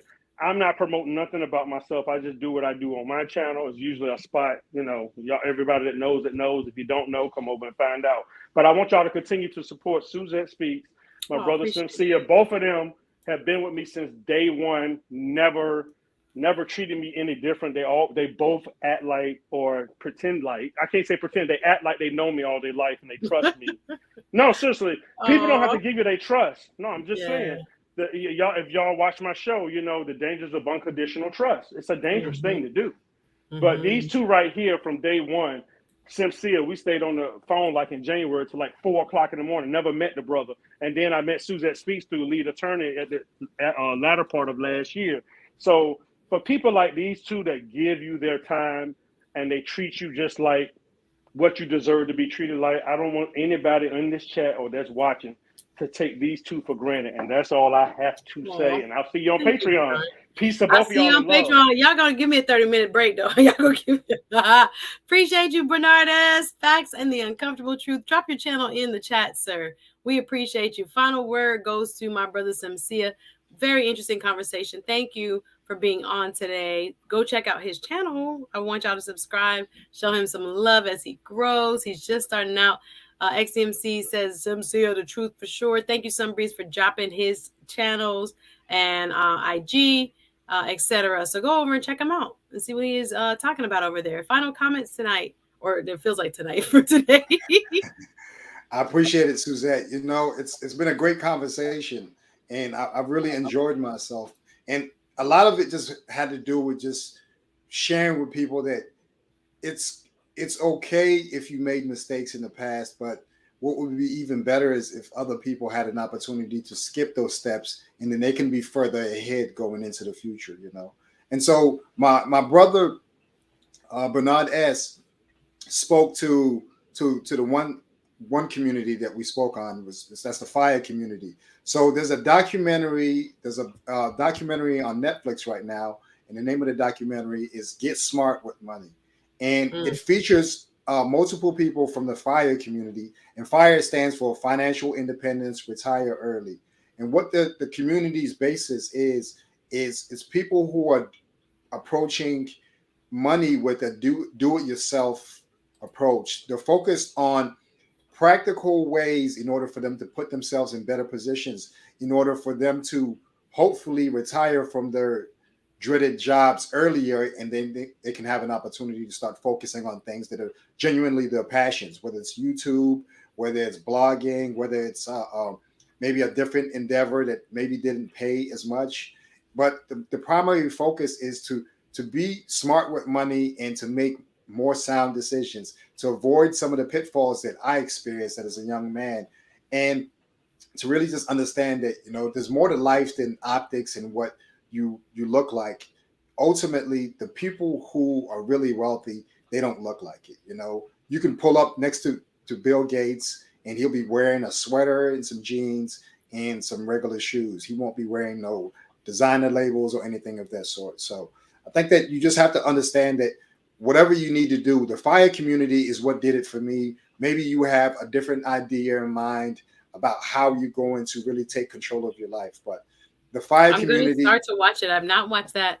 The Truth About Money, you said, is on Netflix. getting smart with money, get Getting smart with smart, money, getting get smart smart, with yeah, money. get Okay. smart with money. And Random so, stuff dropping in saying I'm working on the fire now, about to retire. Facts with and the uncomfortable truth with Bernard S is saying it's a good documentary, so I'm gonna check it out for sure. Sorry, finish your point. Sorry. no, that was it. It's just more so about So this is not the first documentary. The first documentary came out in 2019. And the thing about the community is that it has to be information that you kind of roll out slowly to the masses, because whenever you are telling people not to be consumers, there are people who are benefiting from consumerism, so they push back against that. So the ideas within the community, like having a more frugal lifestyle, being more conscious of the money that you make and investing that into retirement account and future endeavors, they're not benefiting whenever you're not spending your money on those things. So it's more of a slow rollout as opposed to just telling you, like the movie or the documentary What the Health, where everyone immediately became vegan after it came out, you know. So is there a support group for this type of fire thing, or what's going on with the fire? I would say that I'm really sorry. I want to I watched the movie and then what? so there are various different content creators that are on the YouTube platform that display fire in various different ways. And this is what I can say is that you really have to find someone that you can really relate to. There's a young lady, Journey to Launch, that's out of New Jersey. She's on Instagram with Journey to Launch. And so she has a certain lifestyle. Then you have a couple that is in Atlanta, Rich and Regular, and it's a Black couple. The man, Julian, he's of Jamaican descent, and his wife is from Texas, and they have their own way that they're pursuing fire. And then you have His and Her Money. They're in the Chicago area, and then they have their approach to fire, you know. And then you have another couple, Our Rich Journey, who had another approach to the fire approach or the fire philosophy. So the main thing that I would say is really just look into it and then figure out who you can really identify with, because it's not going to be just a situation where you just have one content creator and they're the one that you identify the most with. I realized that I needed to have people who could speak in the manner that I could relate to, and those are the people that I could really identify with, because some of the people are extreme. You know, they have a set of people within the fire community who are doing everything to be super frugal. They're doing dumpster diving. They're recycling your water, shower water and stuff like that. Okay, I thought this was a realistic thing. Like, okay, no, we're gonna dumpster dive to save money. Those are people who are just extreme, but you have people who are more realistic, you know, and they're not approaching it with those approaches. But I'd say just take a look at the documentary and listen to some of the content creators. Like I said, Rich and Regular, Our Rich Journey, Journey to Launch, His and Her Money. Those are just some of the creators. And then you have the Budgetnista. She's on the documentary. And then you have Paula Pant, who's out of Florida. She's on the documentary. I just say that just take a look at it and see if it's something that's intriguing to you, and then you can find the content creator that you're the closest to. I love it. Simcia coming full circle. Tell us about fire, F.I.R.E. And tell me again one more time, the Netflix is called Getting Smart with Money. Getting Smart with Money. It'll stick the third time. I appreciate it, Simcia. I need my video clip. So let's do your top 3 takeaways from today's conversation. Are you ready? You're gonna give it to me rapid fire, and then I'm gonna do like this. So yeah, I've enjoyed. Wait. Let me do a little intro. Me and Simcia trying to do more clips, right? So we're gonna try to do one. Let me make sure I'm bright. My lighting is changing for some reason. All right. So Simcia is here talking about how to look good but not be broke, and how looking successful kept him broke. So what are some of your big takeaways, Simcia? So today's takeaway is do everything you can to really understand the monies that are coming in, and be intentional about the monies that are coming out. You don't have to spend your money with the latest brands and the latest items. You can really start focusing on having a more practical appearance, and then you can really start focusing on figuring out how you can put yourself in a better position. You don't have to have a nice car. You can have a practical car that doesn't look like the nicest vehicle, but ultimately contributes to you having more money in your budget, you know? So do everything you can in order to put yourself in a better position going into the future. I love it. Thank you. It's a wrap. I appreciate y'all. Please go over to his channel. The real Simcia is here, dropping knowledge, and we thank you for being a part of today's show and coming through. Hang out in the back if you don't mind. I want to say goodbye. Appreciate you. Thank you, everybody watching. Jamaicans.com. Big up yourself. Thank you for simulcasting me every Saturday around 12-ish. Appreciate you. Everyone watching on my YouTube page. Shout out to my YouTube squad and my speakers, everybody who's always supportive and watching. I know it's a lot in terms of the content that you could be a part of, and you choose to be here, and I'm grateful for it. Very, very grateful for it. So look out for shows next week. Harrison Family Values. I just saw the topic, my brother. I like it. Harrison Family Values next week. Said he want to talk about what single mothers can do to raise secure sons. Ooh, I think that's going to be a deep conversation. Thank you, Harrison Family Values, for sending me your topic next week. And we also have Alan from We Need to Talk as well coming through. I finished the week with Do Men Really Like Makeup? I've been anticipating her chat for the very longest time. That Saturday coming up. Do Men Really Like Makeup with XO Natalie? And then following up with some powerhouses, the 5th and the 6th. A lady named Ayana is coming. A lady I met online named Nutrition Lawyer is coming through. So we got a few interviews that'll be, kind of interesting. So good food for listening, food for thought when you are working and when you're doing your thing. But I appreciate each and every one of you. Hope you enjoy. Patreon, give me a sec. Let me get some water and get back. Listen, leave a comment. Thank you, Sunbreeze. Flowers, I appreciate you, Ace B. Appreciate makeup is the devil. No makeup. Y'all come on now. Because who you watching, who you commenting on are the ladies that are made up, even if they're made up to look natural. But we got to talk about it. She's a makeup artist, a makeup expert. XO Natalie, that's what her channel is about. That's how I found her. And I was like, what do you want to talk about? And she was like, let's talk about makeup. And I was like, but I got to relate it to my audience a little bit. And so we ended up with Do Men Really Like Makeup? And I hope y'all are here for it. I'm tired of the lies. Appreciate you. But thanks, everybody. Thanks for watching. Hit the like button. Salute to Simcia. And I'll see you guys next week. Take care. Bye now.